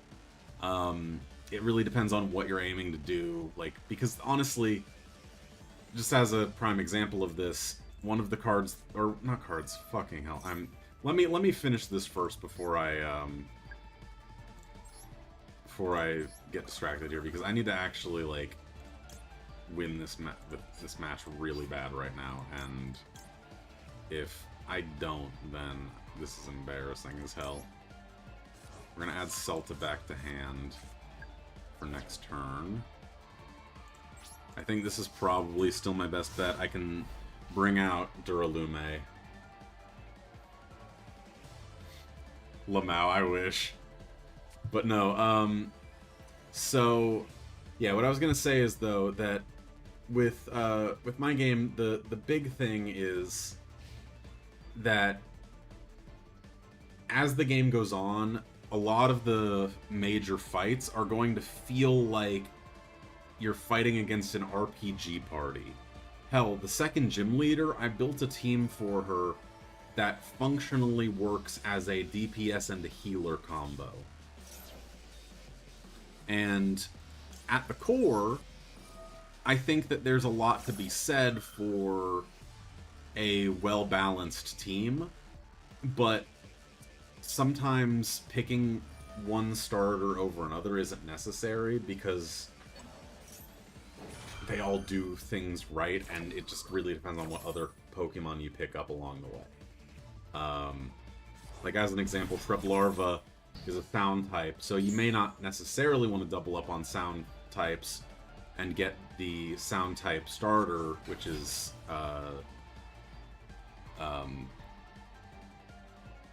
Suwaddle, right? But simultaneously, then you have... Oh, fair. Yeah, no, that's... Yeah. Did you check the local route encounters? Yeah, no, that's reasonable. I mean, if you don't check the encounters, that's, you know, you're losing out.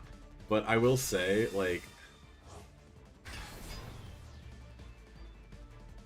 Pretty much, yeah. I mean, Kaido is absolutely right. The right play in my second gym is literally just jump the healer. I'm saying absolutely not to Crimson Gaia going off. Get out of here with that.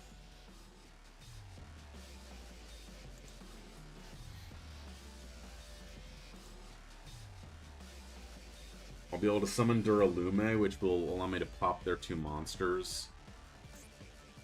Lubellion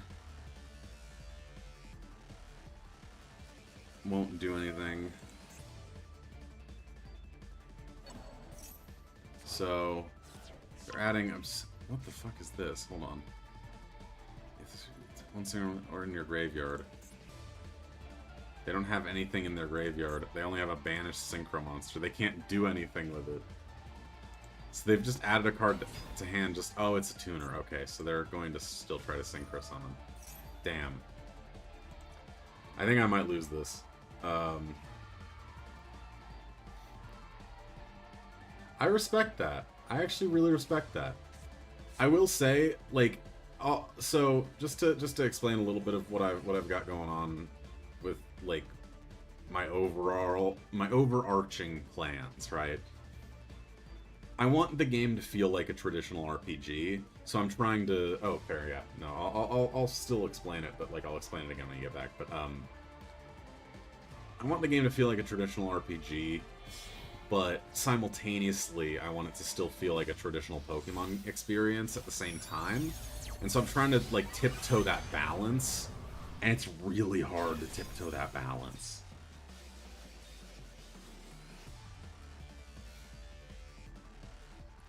Alright, Angelo triggers.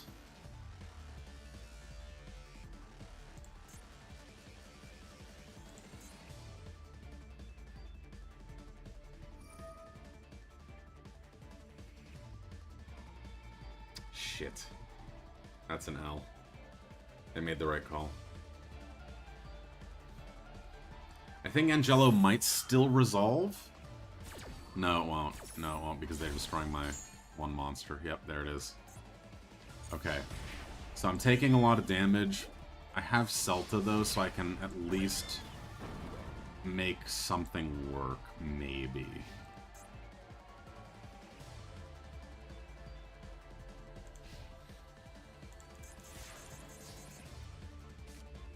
Okay, that's bad.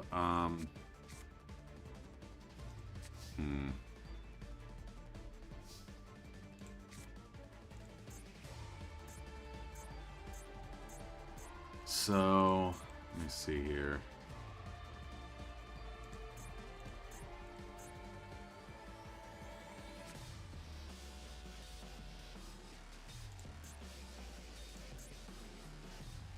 Let's see.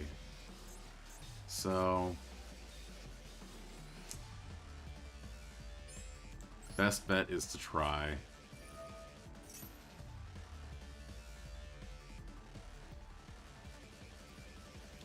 With Celta, they're gonna trigger Red Zone to just absolutely fucking murder me, but it's fine. They're gonna pop Angelo, which is fine. I understand and respect that. Oh, this is bad though, because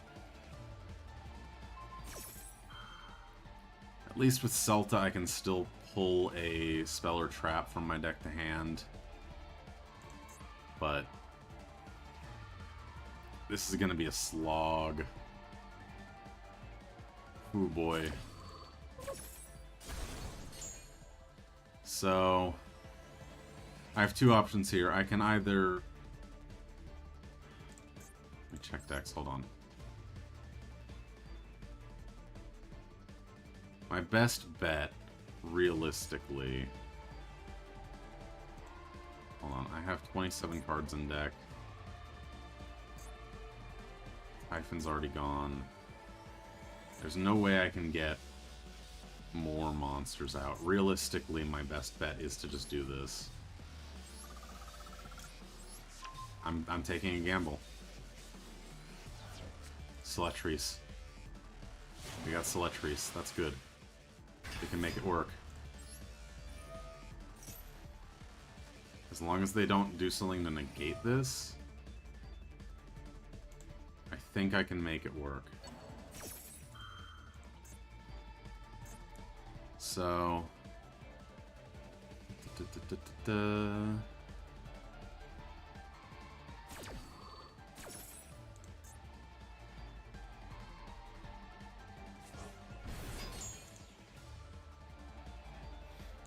So we're adding Angelo, and we're going to Pendulum Scale Angelo.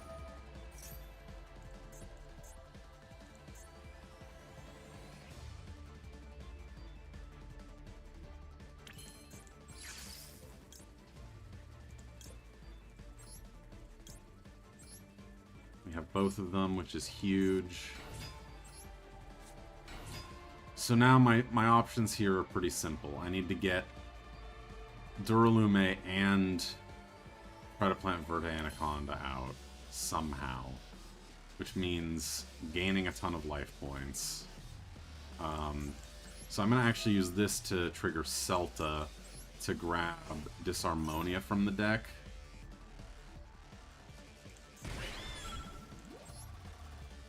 So we're grabbing Disharmonia, and then we're going to grab Angelo, triggering off of something here. Let's see what I do. I can do this. You can't target Valmonica monster cards with effects. And I gain some life points, which puts me at 1 resonance counter there. Disharmonia triggers, which will allow me to put a counter there, and then add a banished card to hand. I can grab that, I guess, just to have it in case of emergency next turn. if there is a next turn. Hopefully, if I can pull this off right, there is no next turn, but we'll see. So we need to summon Duralume first. Then...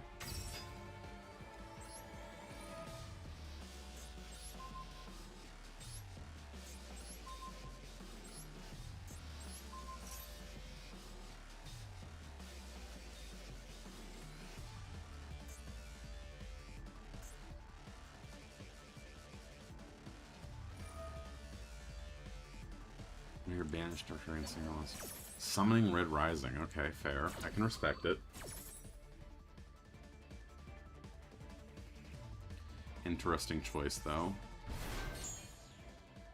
That's gonna pop all three of those, I think. As long as there's no... Okay, that's fine. So then we're gonna summon Verde. Nope. Oh, I'm gonna run out of time. I'm actually going to hit time limit. That's bad, dude. I'm actually going to hit time limit. We're not going to trigger Celetries. We're just going to go for it. Full send.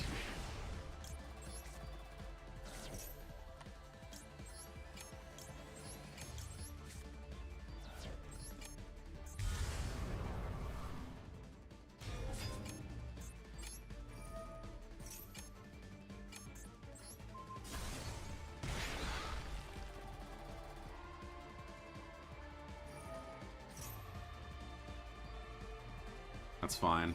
That is fine. I'm going into battle phase soon anyway. Come on. Just let me go into battle phase, brother. Let me go into battle phase. I'm begging you here. I should activate this, but it's fine.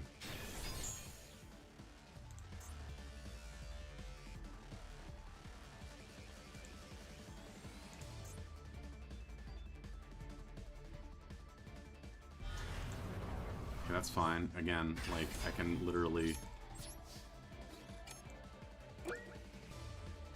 attack for game. Hell yeah! Oh, that was stressful. Alright. Okay, so, real quick. I'm gonna actually just straight up do this. Let me just add a display capture. Ba-doop, ba-doop, boop, ba-doop, boo. Wait. Oh god, oh god, oh god, hold on. Oh good, oh god, okay, hold on, pause. There we go, okay. So, we're not gonna look at this, we're looking at specifically, I'm gonna pull up something here, so... We're gonna open up the game real fast, just to... What?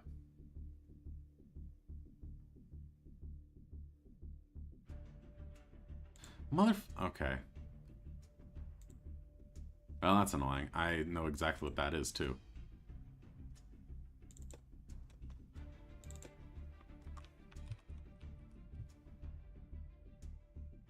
How do you spell Flaffy? Am I just, like, genuinely dumb?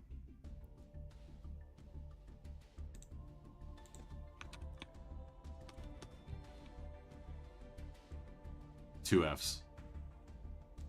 Two Fs. Okay.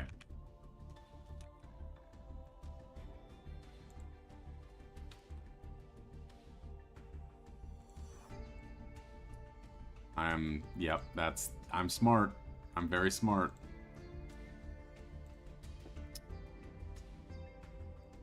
I promise I have a, Wait, 1A? Shit, it's gonna crash again. We're just gonna not even do that then.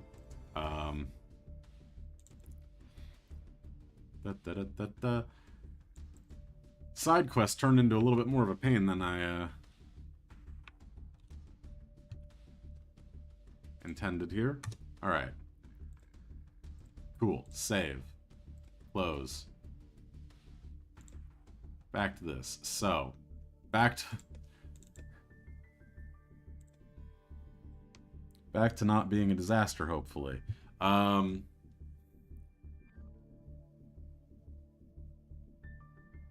What?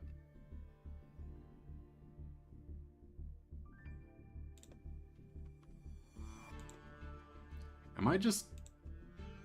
Oh, so there is 2 A's. Okay. I'm special.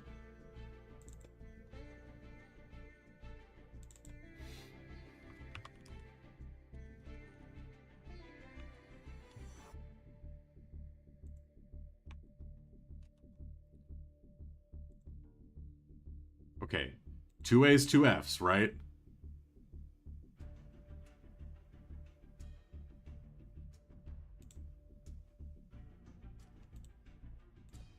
I'm just gonna keep this open in case I need it again.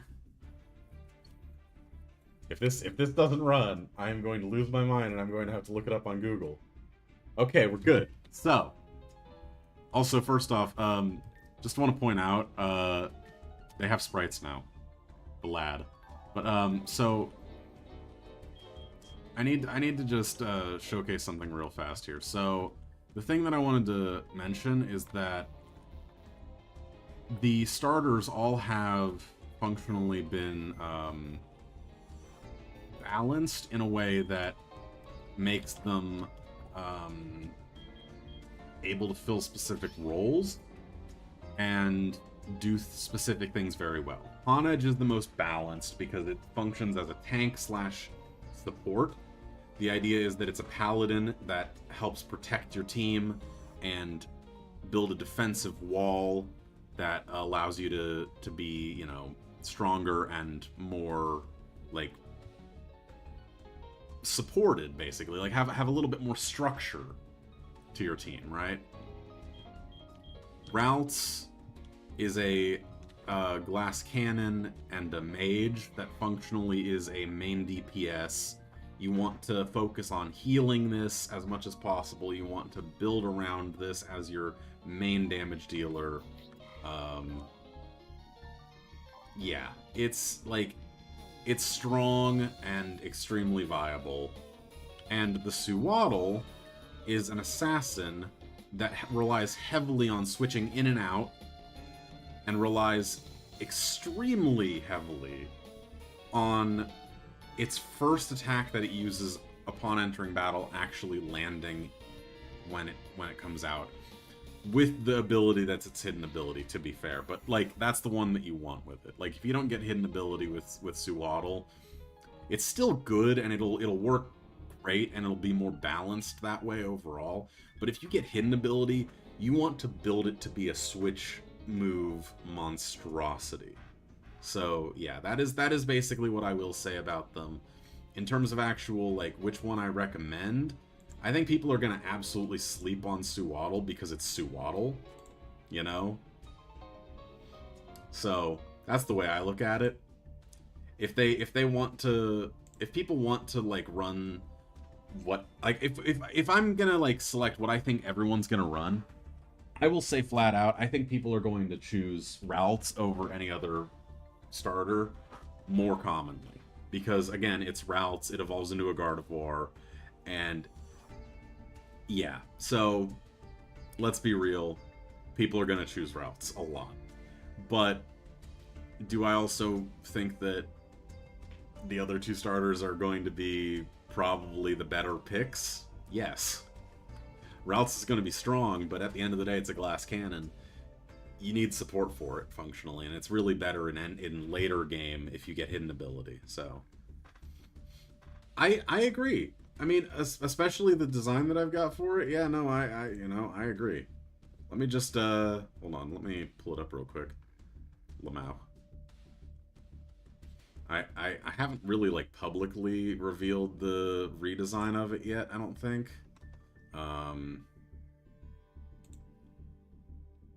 But yeah, no, it is very nice, and I am actually really excited about it, so I'm going to quickly save that, and I'm just going to pull it up as an image source on OBS.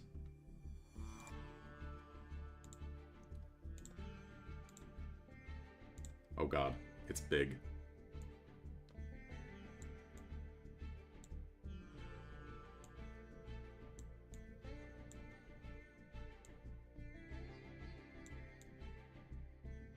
There you go.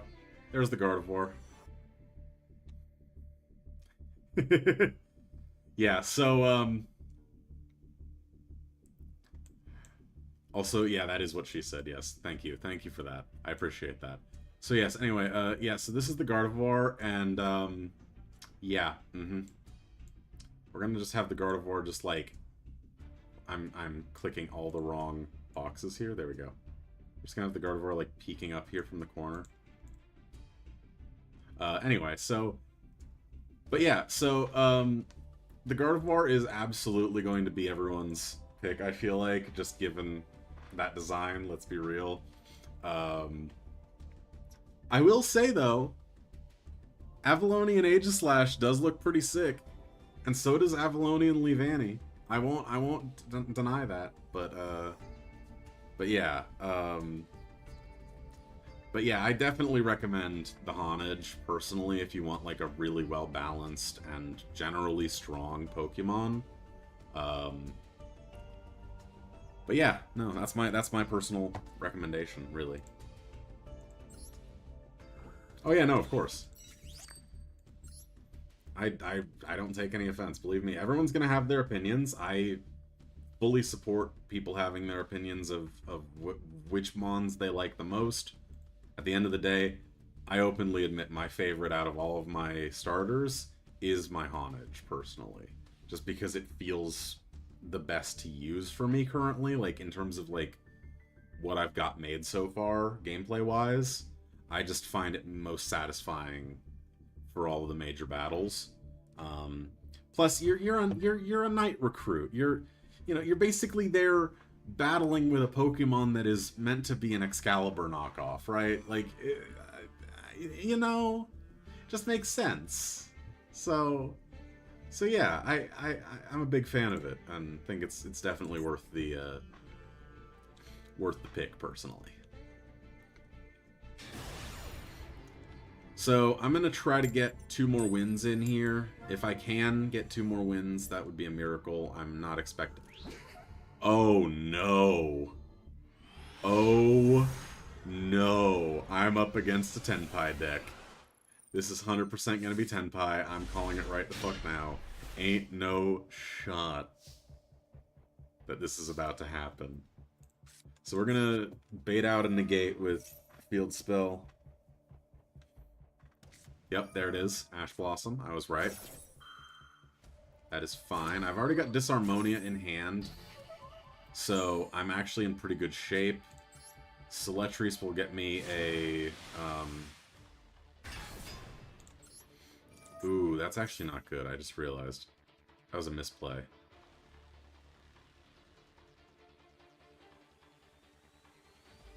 Let me think. Seletrice gets me Celta, but I need a Pendulum monster for my Pendulum Zone.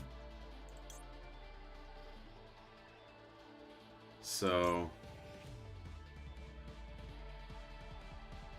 that works. I can use Invitare, and then I can just Disharmonia into the right balance. It's fine. This'll work. So the one that I'm bringing to hand is going to be... I need more... Yeah, I need to bring Demono to hand, and Jello to extra deck. I'm discarding that. That's fine. So then... Shit. I really misplayed here, I think. I should have put that in Pendulum, not Angelo. Oh well, it's fine. I'm gonna just Pendulum Summon Angelo. I'm gonna Disharmonia. And I'm going to prep myself for...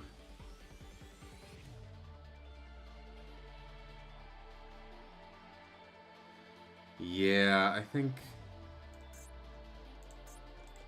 prepping myself as much as possible for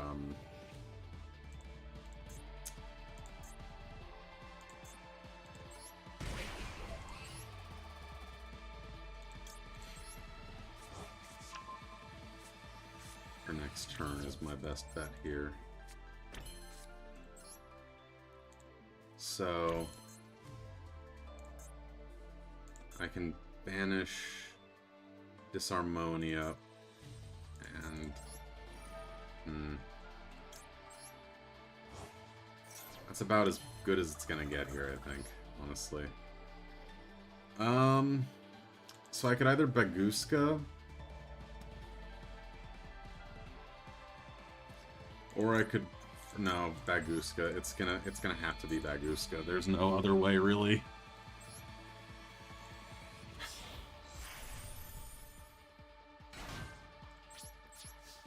I'm just gonna end on Baguska for sake of stall. Wait, what?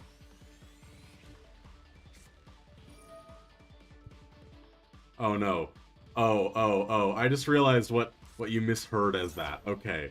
There's this archetype of cards called Tenpai Dragons.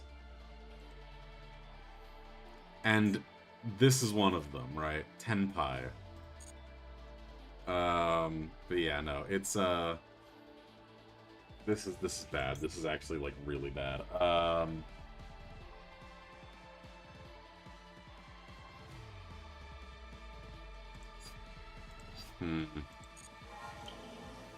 I actually have a solution, technically, but it's not a good one. So, they normaled Pydra. Realistically, they have Chundra in hand. Best bet I can do here is... You must control a Velmonica monster card to activate and resolve. So... Why can I activate that then? That's so weird. Whatever. Baguska's basically useless right now, so we're gonna send that to the graveyard anyway.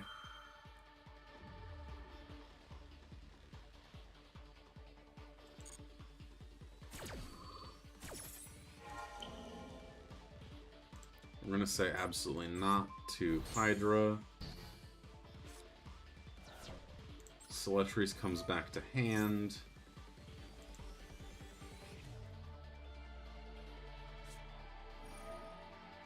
Unless they do that. They called by it. Alright, that's fine. So...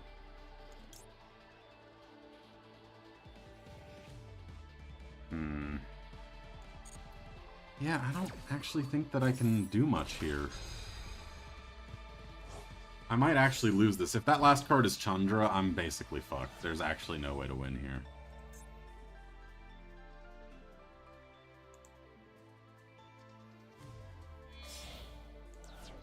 They're linking off into Striker Dragon, okay.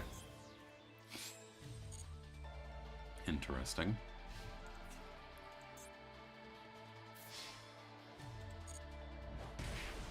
That's fine, though. I'm not really worried about it. No matter what I really draw, it's fine, theoretically.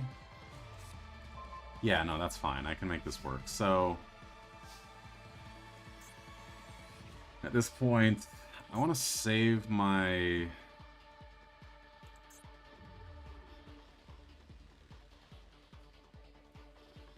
Yeah, so this is what I need to do. I need to normal Demona Velmonica, activate this, gain 500, activate this. Sounds good. Let me know what you end up getting for food. I'm a foodie at heart, so I'm always happy to... Okay, so we're gonna go ahead and bring out Duralume with this. And then activate this. I just fucking beat Tenpai with Velmonica. Holy shit. And they actually might just straight up disconnect if this... This is funny. I love beating Tenpai so much. This is the one time where I might consider myself a little bit of a bad person when it comes to this game. Just for the record. because I'll say it right now.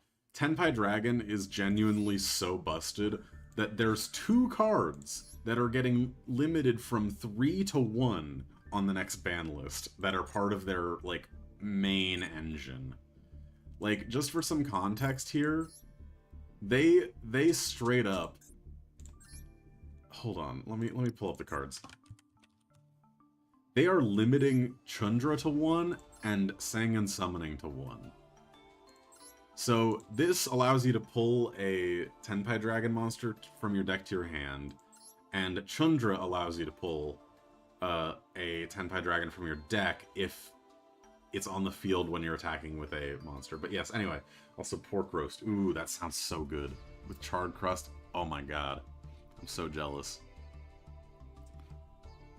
I need food. I'm actually, like, starting to get hungry, honestly. I might order something, I don't know, we'll see. But yeah, so, but then the idea is, right, during your battle phase, you basically have these cards that all, like, work with each other to resummon themselves or summon more of them. If you get Hydra and Chundra out, you can functionally one-turn kill your opponent. Like, if that last card in my opponent's hand was Chundra, I would have lost that duel. That is how genuinely busted this archetype is. And why they're hitting it as hard as they are. So, the other card that is so, like, broken that I think they should have limited to 2, personally, is this. Because this is another card that you can search with Hydra, so you don't really need 3 of them in your deck, but having 3 of them in your deck basically gives you an extra whole search. It's still going to be an extremely strong archetype and is still going to dominate the meta, I feel like. So I'm a little bit worried that they're not doing enough to hit it, honestly, more than anything. But who knows? I'll see. We'll have to see exactly what they end up doing. But yeah, if I hit the next rank here, if I hit Plat 1, what I'm going to do is I'm going to take a break. I'm going to end stream and go take a break, basically. And then come back in a couple hours is sort of my thinking. Okay, going first is a good start. Question is, can I actually make it work?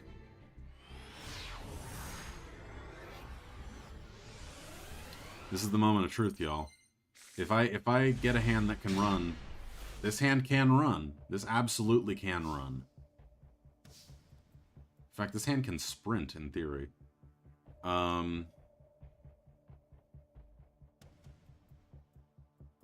So we're gonna pull Celetris to hand, if they'll let me. I think they'll let me, yes they will. So Celetris to hand, then I'll activate Angelo, discarding Celetris.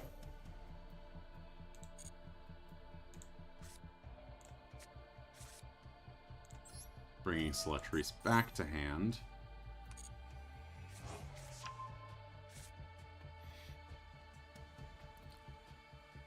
And then normal summon Celetris.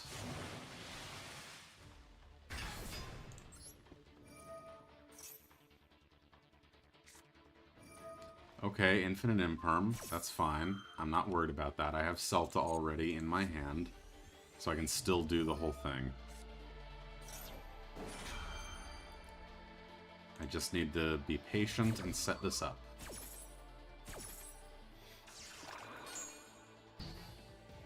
So with Celta,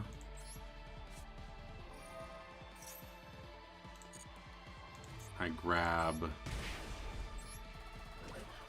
ENVtuber.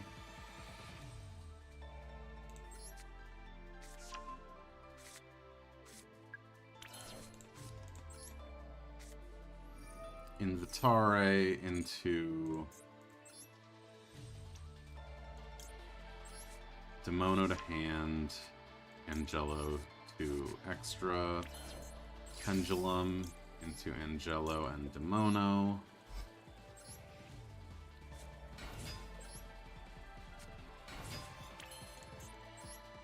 Demono. Hit Celta.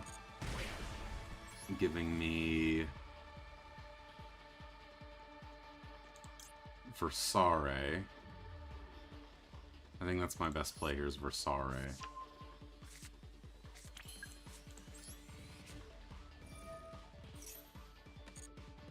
Versare to put the negate into my graveyard. Which is this one. Yep. That's 3 on that. Angelo can activate. And I can just sort of excavate cards with Versare.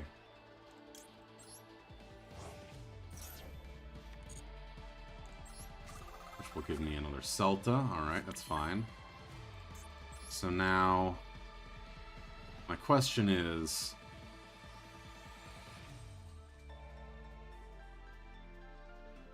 Yeah, I think I have to go for Zebufera and Dragoon. That's the play, I think. With how many cards in hand they have, I'm a little bit concerned about the possibility of just getting absolutely fucking murdered, but I mean... Not much I can do if I do, so...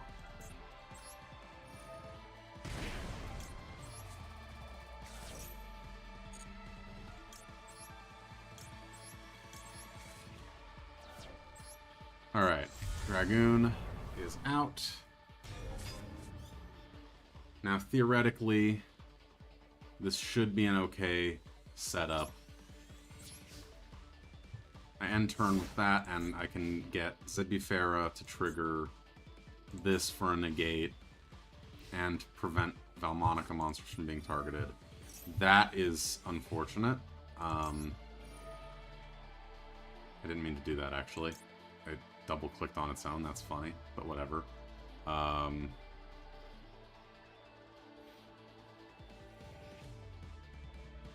Oh, shit.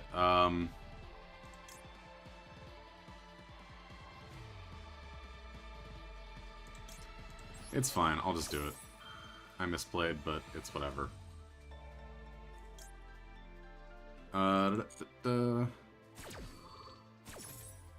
It's funny because I genuinely don't really think that it's a problem either.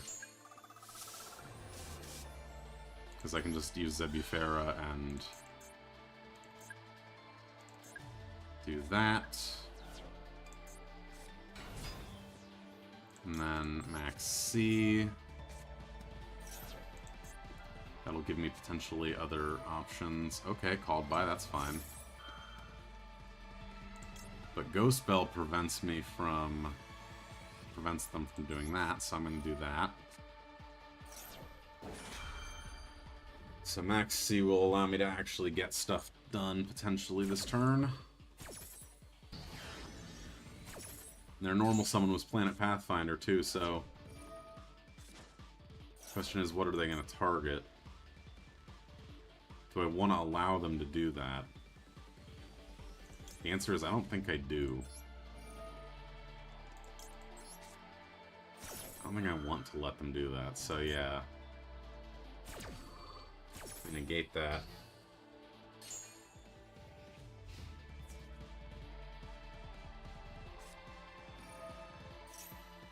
Oh, Lord. Okay, I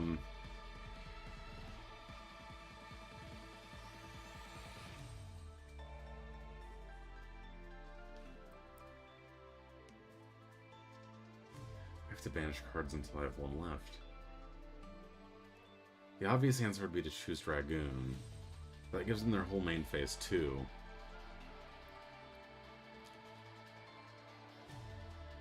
Yeah, the obvious answer is to no, wait, okay, good. Yeah. The obvious answer is to choose Dragoon. Numeron Network. Alright. That's what I was afraid of. Shit. I should have fucking known better, dude. Damn. Max C into another Max C? Oh my god, ain't no way. And infinite imperm. Alright, alright. Cool. So, this is really bad. What the fuck?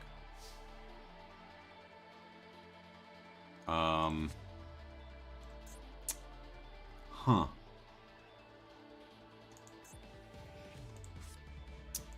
I actually have no idea what the fuck to do right now, so, best thing I can do is this and this. And just hope for the best. Shit. This is really bad. Man, that misplay was really rough. Oh, and it's another Numeron calling. What? Ain't no way.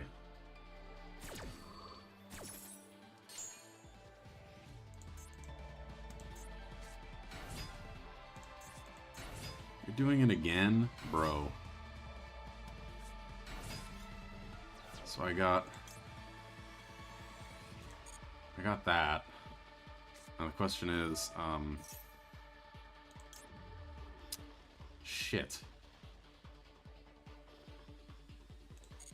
Oh, wow, okay. GG.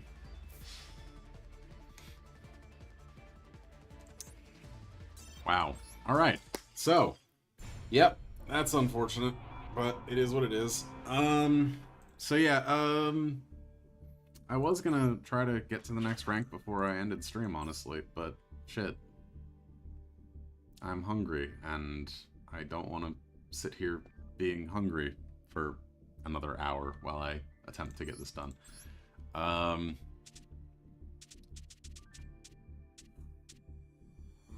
You know what? We're gonna attempt for a quick couple of wins with a actual semi-meta deck and just see what happens. Worst case scenario I lose, best case scenario I win.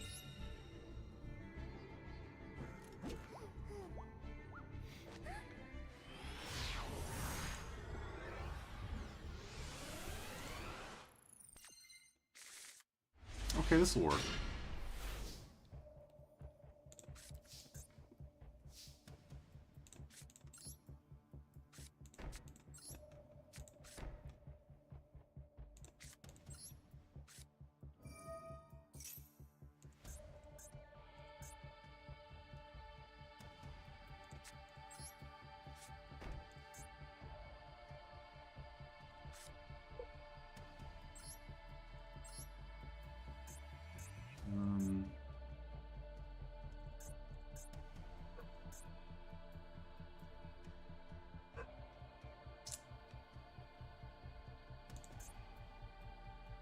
Yeah, that's probably my best bet, honestly, is just doing that.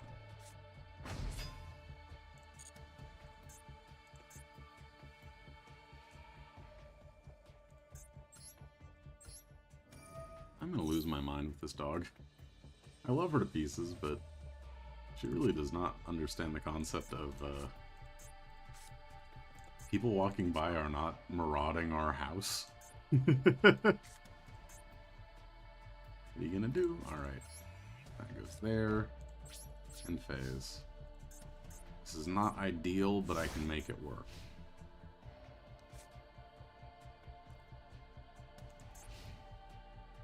As long as they don't have Harpy's Feather. That's really the only circumstance. Motherfucker! Alright, fine.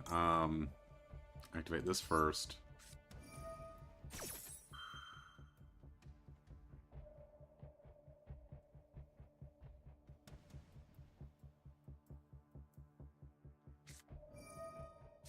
Bruh. Ain't no way.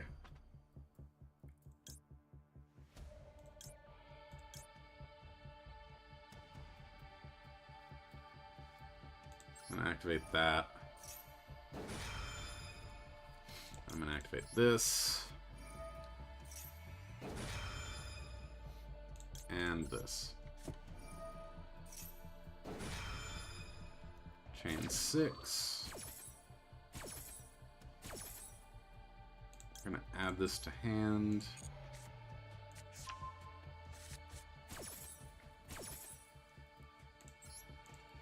bring that out in defense mode. Negate Harpy's Feather.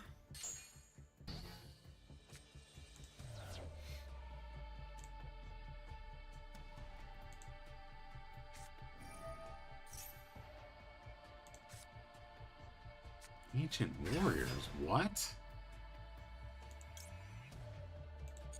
Pardon?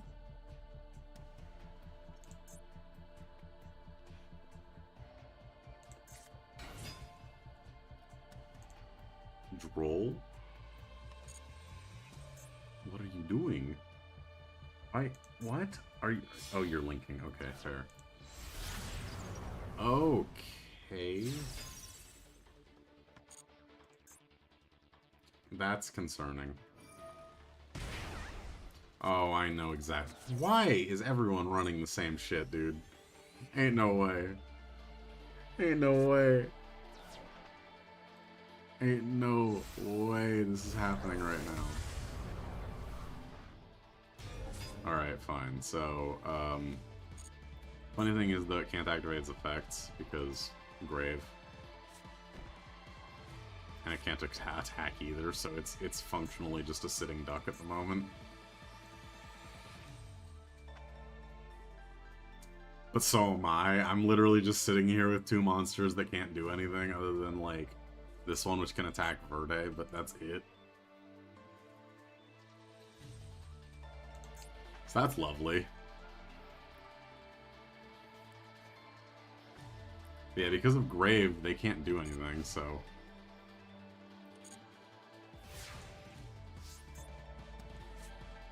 Lose one turn is not going to be useful right now. That's unfortunate.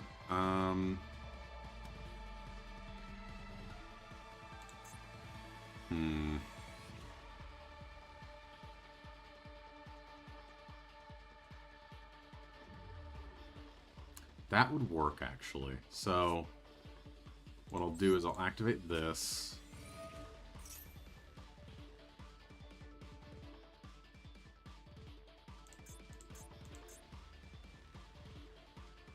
You can't even activate your Dragoon's Negate because it's literally... Hey, Christian, welcome! Dragoon's Negate can't even do anything here. That's even better. So, I'm going to activate this. We're going to pop that to have the attack. We're going to target one of their set face downs here. We're going to get rid of that. Transaction rollback? Holy shit, okay. We're going to draw a card here. Set that face down because that's actually really useful.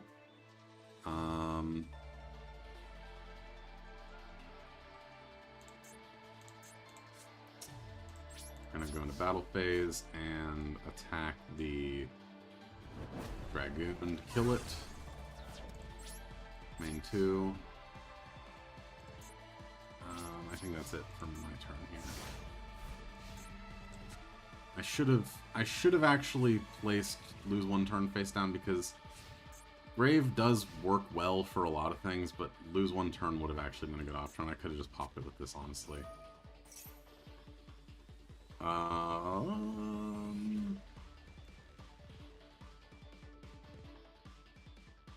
Destroy as many monsters on the field as possible, huh?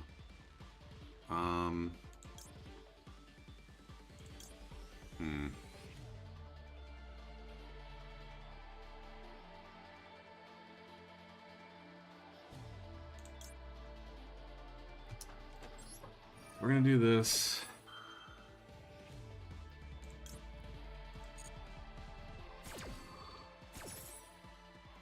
We're gonna select this, activate it. That's fine. We're gonna get Kaiju'd, which is whatever. I mean, if they hit us with the Kaiju, yep, they gave us the turtle. So, and then they gave themselves the bigger one, which is fine. The punchline here, though, is that I can just do this.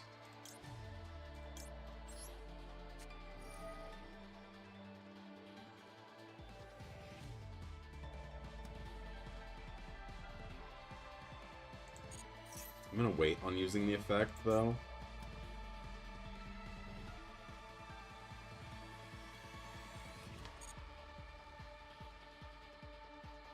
I'm gonna wait for them to go into battle phase. When they attack...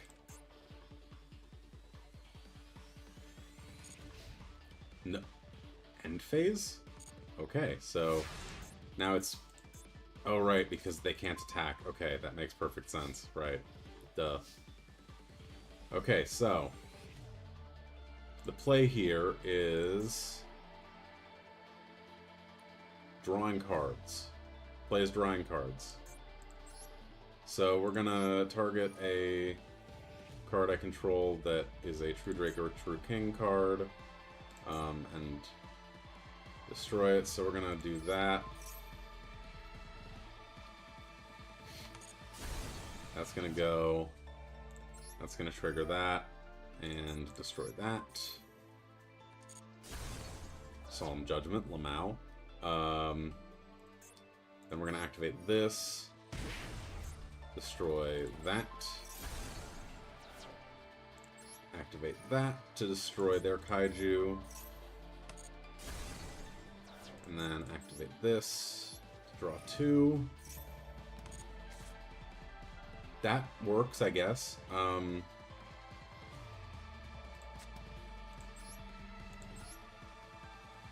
this is useless to me, basically, so we're just going to tribute that and get that out of the way. We're going to set Monarch's Erupt and lose 1 turn. We're going to activate the secondary effect of this to summon this.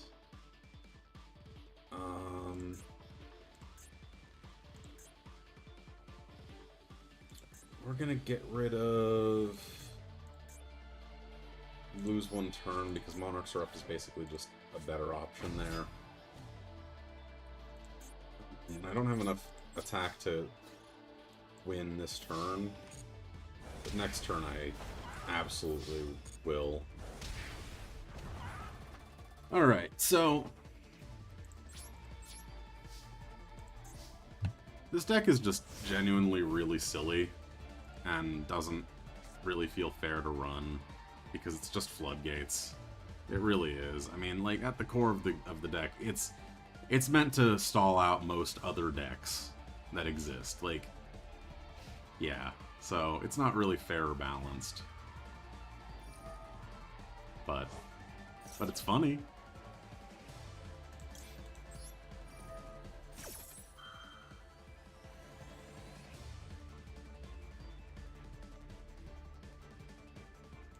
Actually quite...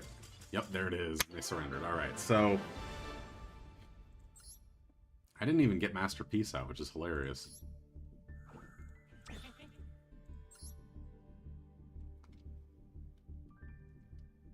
I respect that. Honestly, you'd like Numeron because Numeron is funny big numbers if you actually get the right combo off. I need to actually, like... build it at some point. This is something that I wanted to build for shits and giggles, which was basically a he who used the, as I call it, the cock and balls, because it's Winged Dragon of Ra is the cock and Sphere Mode's the balls. Anyway, so Numeron Network basically lets you bring out these 4 fuckers from your extra deck. You summon out Chaos Gate Sunya, and then you use Sunya's effect. Sunya comes back on the next turn. Next turn, you pop Sunya with some effect, whatever you can do, basically, to pop Sunya. And Numeron Chaos Ritual using Numeron Network. If you can get a second Numeron Network into your graveyard as well. And you can summon out this thing, which... If this thing was summoned with this, it has 10,000 attack. But wait, there's more. If this gets destroyed by an opponent's effect, you summon IC 1000 Numeronius Numeronia, which is this fucking thing. It gains 100,000 attack and defense during your opponent's turn, and if they don't attack it, they lose the game. You know, just casually. The thing is, it's slow as hell to get that out, and nearly impossible to bait your opponent into actually doing that. The one thing I will say is that there is, in theory, and I have seen a replay of it, there is actually a way to get a first turn kill with that card, where you use this card, I'm blanking on what the name of it is, but functionally it's a card that if you summon it to your opponent's field, it moves from one monster zone to another, and then kills everything in that column. And so you give it to your opponent, and whenever you special summon a monster, that monster moves to that column. And so you basically just, like, summon out Numeronius, and then it moves to the column Numeronius is in, pops Numeronius triggers, and you summon the one with 100,000, and boom, okay, yeah. It's a goofy one. But yeah, no, let me go back to that card so you can see it again here. Yeah, number IC 1000, Numeronius Numeronia. I'll just leave this up here for you to read for a second, because it is genuinely ridiculous that this is even a thing. Simultaneously, it is one of the most balanced cards in the game currently, because I have never seen a single person actually unironically use this card.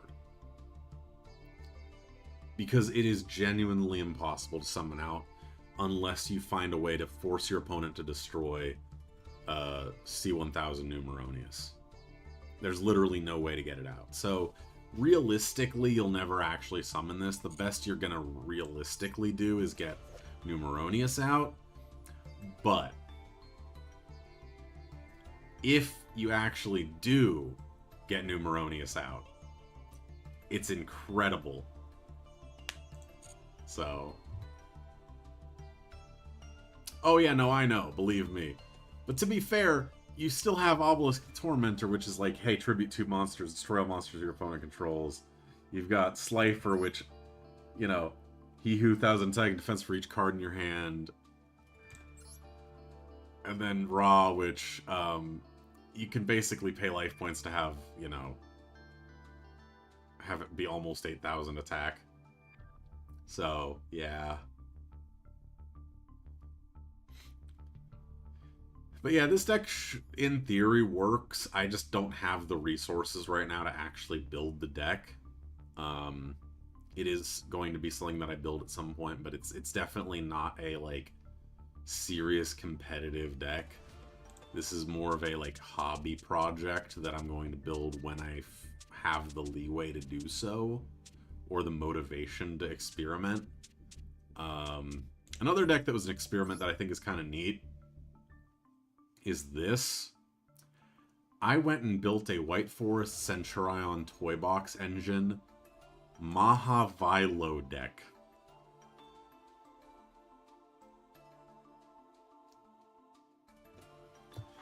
What's even funnier is it works.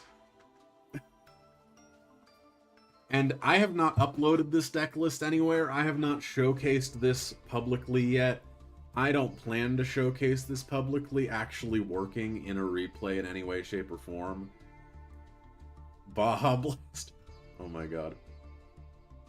But yeah, no. Like, basically, the idea, right, is that, which card was it? One of these cards. Hold on.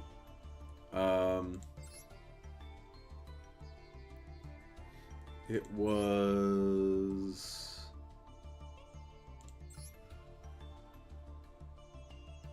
Right, you get Arciella out. You add 1 light spellcaster monster from your deck to your hand. And the goal... No, it's fine, it's fine. So, generally the idea is that, like, you add 1 light spellcaster monster from your deck to your hand with Arciella. Ideally, you get this out without having used your normal summon. So, the goal is to have the ability to summon Mahavilo out still on your turn in some way, shape, or form. Now, the support cards for Mahavilo are the bamboo swords, which I still need to actually get the other bamboo sword that's like actually like an ultra rare. But I mean, again, this was an experiment, a work in progress concept deck more than anything.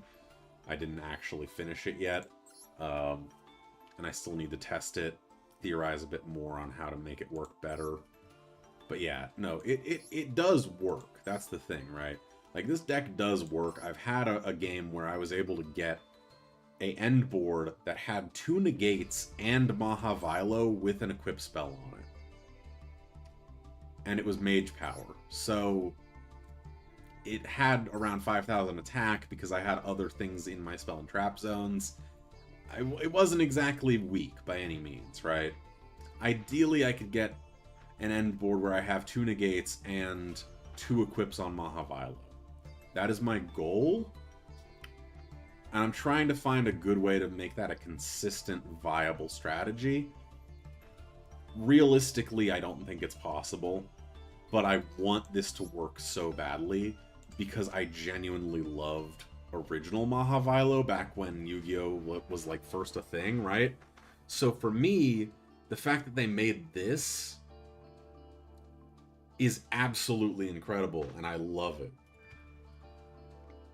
Like, even having two equips on it basically just straight up says no Tenpai.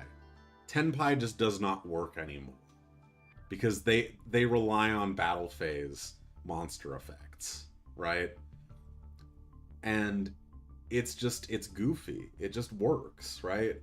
So, point is, this deck is one that I am still experimenting with and trying to tune up a little bit to make it work. It is by no means optimal. I absolutely could find ways to optimize this more. It's a work in progress. So yeah, I'll figure it out. I need to figure out a way to make the engine work better. But yeah, no, absolutely something to look out for in a future stream or video if I can actually get it to work. That is really the question, isn't it? Is whether it works. So, but yeah, no, I am going to unfortunately call it here, though. I know I'm literally 1 win away from Plat 1, but I am genuinely starting to lose my voice a little bit because I'm not used to streaming more than a couple hours, and it's already been 2 hours 40 minutes. I do plan to stream a bit more pretty soon. In fact, if it wasn't for the fact that I was working tomorrow and the next day, I would probably stream like Ringing in. I actually might stream Ringing in the New Year because I get home from work before the New Year is over, so, or before the New Year actually hits. So I should, in theory, be able to be on and streaming for New Year's. So I might do that, honestly, depending on like whether I'm actually free or not. Like, I might have someone available. But yes, good night. I hope that everyone has a lovely evening. We absolutely should, Christian. I would love to. I don't honestly know what, because I am struggling a bit, but with like actually being motivated to play video games. Plus, I have so much shit that I need to get done on my game. Oh my god. Like, just as an example of like one thing that I have been remiss in actually doing and have sort of been like lazy about for like 6 days now. I would love to. So, Scrub, if you would actually be down to beta test once I've got this version updated, send me a DM on Discord in like a week to remind me, because I should have the test version ready like around a week from now at the latest. I'm hoping to have it done. I was hoping to have it done by New Year's, but truthfully, that's just not going to happen. But yeah, I would love to have you on the beta test team. But right now, I'm trying to like just focus in on getting everything done without worrying about like getting people oriented to the whole development side of the server. So give me a week to get things situated, and yes, 1 week, just give me that time and I'll have it ready probably by then, with any luck. Just so that you're aware of what the snag has been, unironically, it's been one fucking side quest that absolutely refuses to work. And I haven't even told, like, my QA tester, because he's been focused on other, like, parts of QAing. But holy shit. I have spaghetti evented this one event so badly. It's literally two events that pair up and sort of evolve in tandem with each other. But because of how they evolve and how I've set it up, there's little spots where they just don't work quite correctly, or like need a little bit of polish, and I keep finding little details and I'm like, oh shit, more. But it's not, no, I think I've actually fixed most of it by now. It's really not, I don't think it's gonna be an issue. Again, that's another reason why I need to do another test round, because I've looked at pretty much every aspect of the events and don't think that there's anything else that I've missed. But, and it's not one event, that's the thing. Like, I'm just, okay, let me, hold on. I know I said I'd end stream. Display capture, just give me a second here. I need you to see this monstrosity that I've created and judge me horrendously for it, because it is actually insane, and I don't know what to say other than I'm sorry.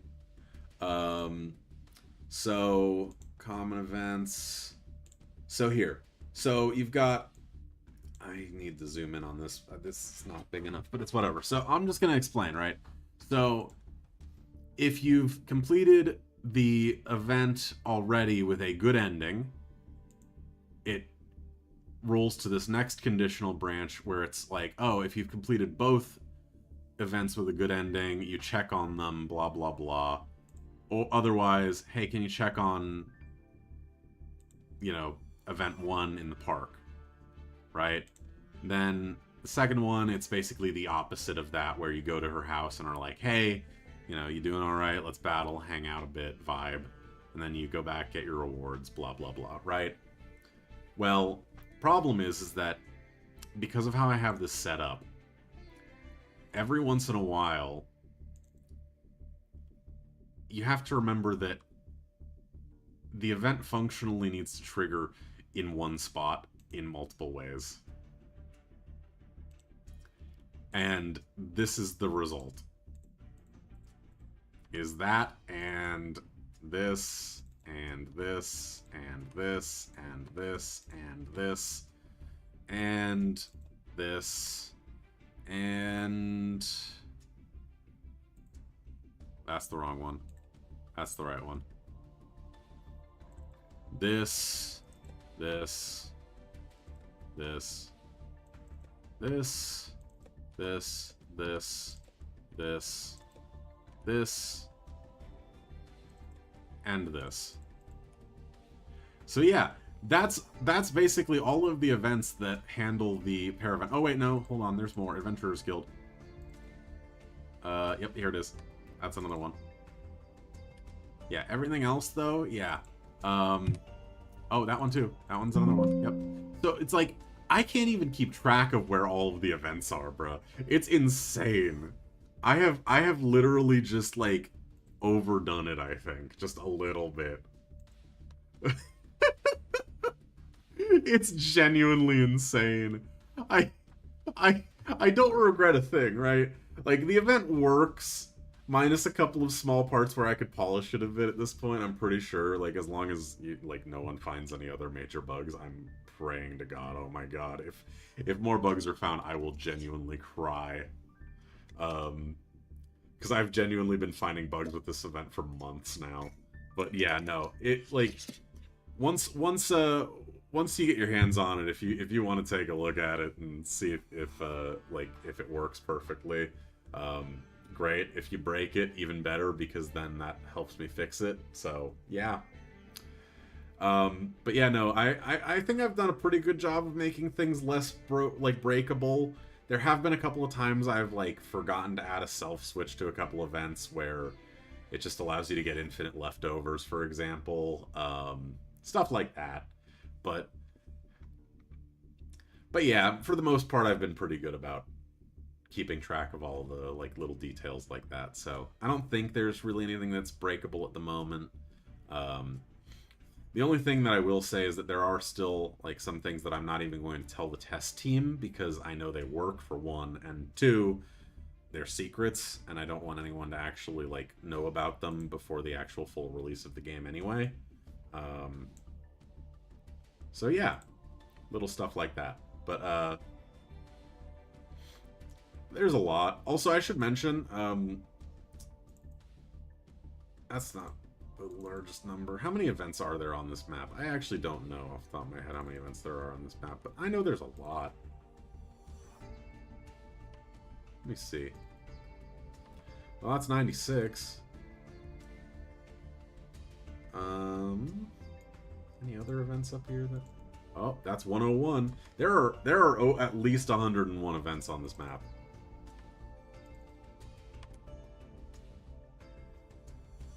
Just, you know. Oh wait, I'm not sharing it anymore. Oh wait, whatever. So, conditional.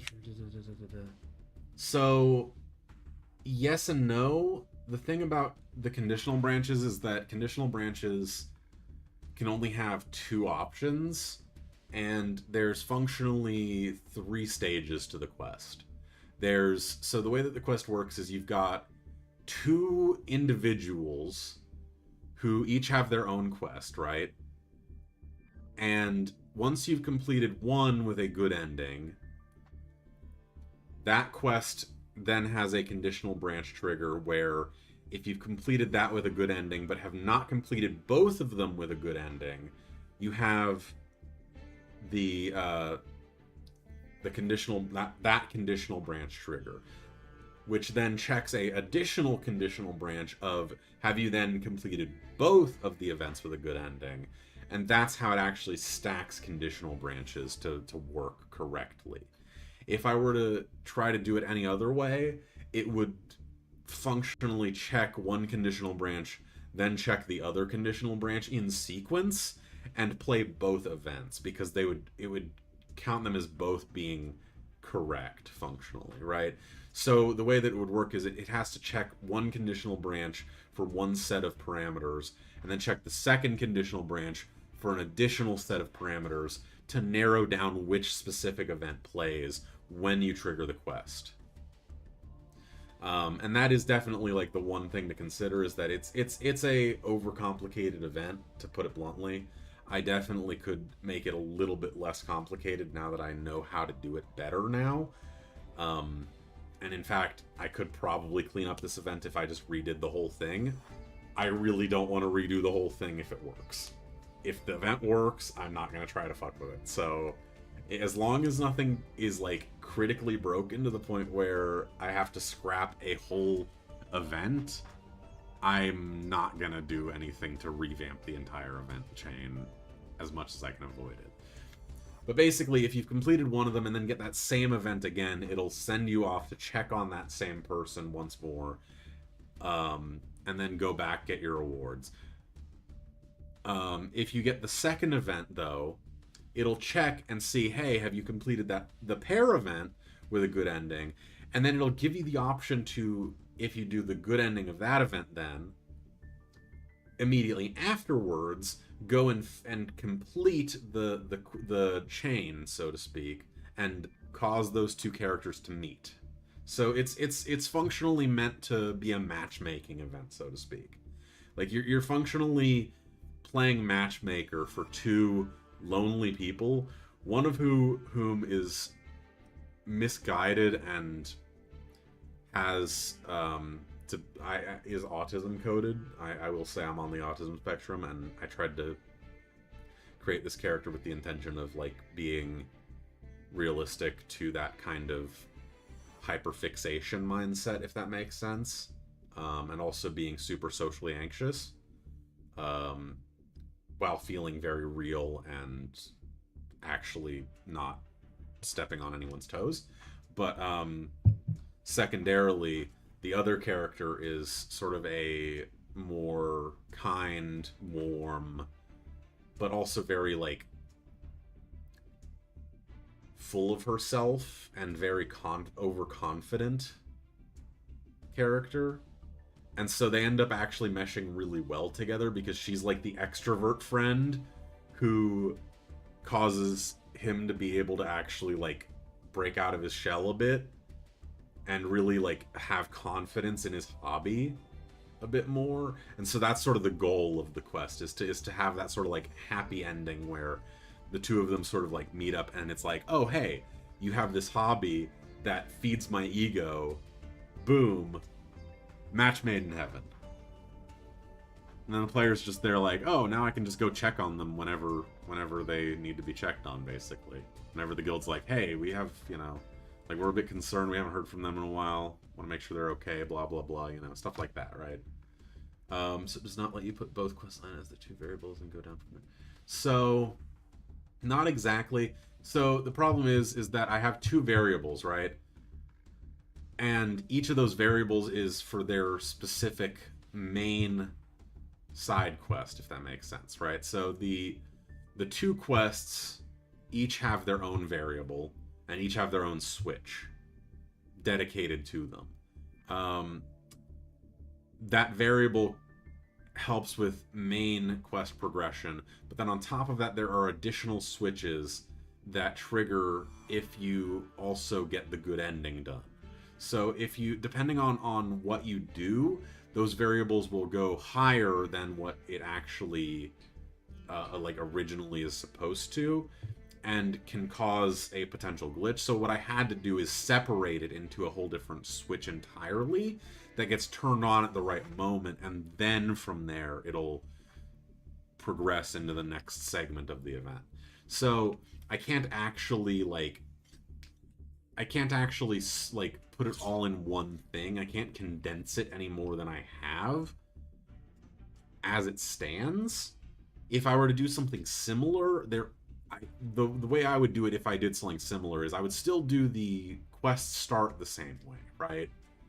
But I would consolidate auto-run events specifically into one event, and I would also consolidate player step triggers into one event, as well as having the NPC that changes during the event, like depending on which version of it you're playing, right? Have that be one event as well, so that it just swaps to the correct one when it's the right time, basically. But I have to think about it really a lot more. It's one of those things, I don't want to do another event like this if I can avoid it, because it was just so tedious and annoying to deal with, and I really don't want to do it again. I'm not gonna lie to y'all. Like, I'm going to at some point because it's absolutely worth the effort, just for the level of depth it provides to, like, the world and to the feeling of, like, the game evolving. Yeah, so you can check whether a switch is on or not in an event, with a conditional branch. Like, a conditional branch switches on, right?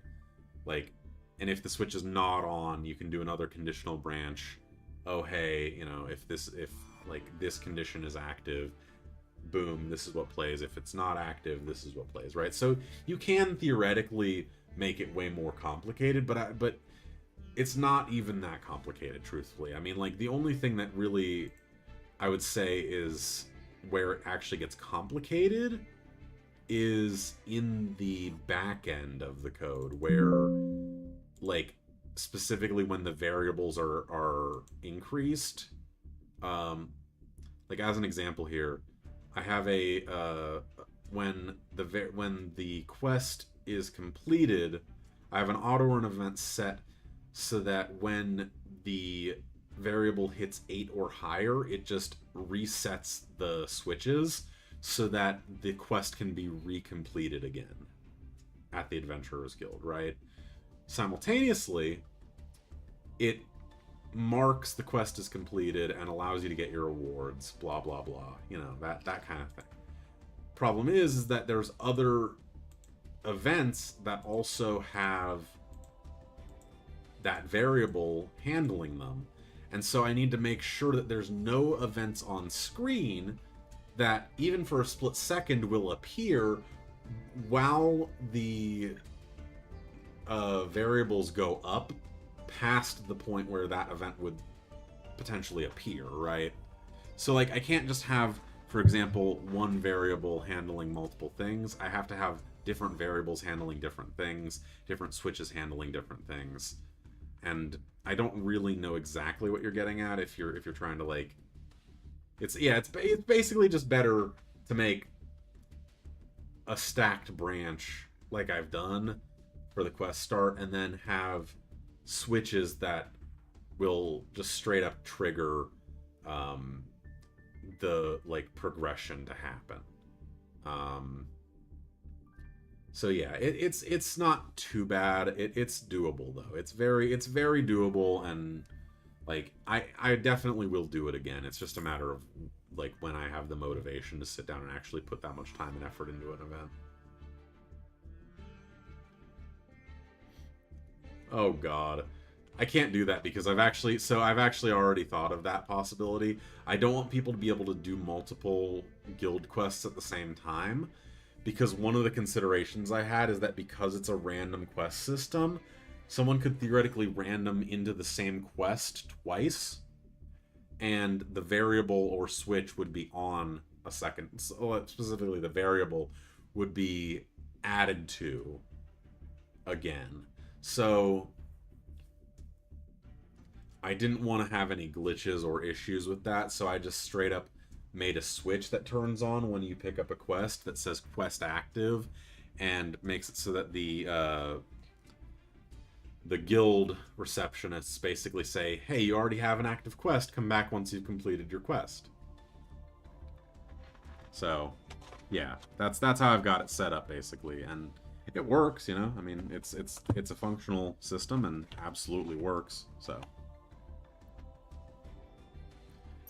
you know what? Before I get off, I'm going to quickly open a pack or two real fast. Let me see what I want here. I actually want to open... I've been wanting to try to build a Mikanko deck at some point. Let's see what we get. Probably no luck, but... Oh, hello. That's actually not bad. 2 supers, I'll take it. And then one more pack.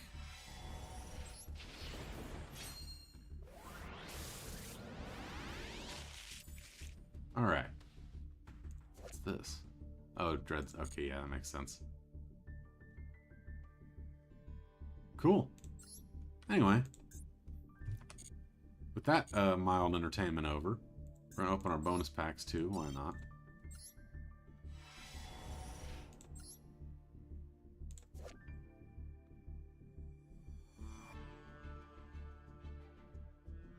Huh.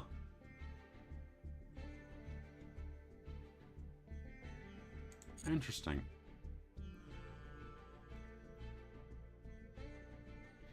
Alright, well, anyway. I think that's it for me, though. I'm going to call it quits here. Thank you all so much for watching. If you enjoyed, please do like and subscribe for more. I really appreciate any support I get, and yeah. I hope everyone has a lovely evening, and we will hopefully be streaming New Year's Eve into New Year's Day. With that said, have a good night, everyone. Peace out. Bye, nya.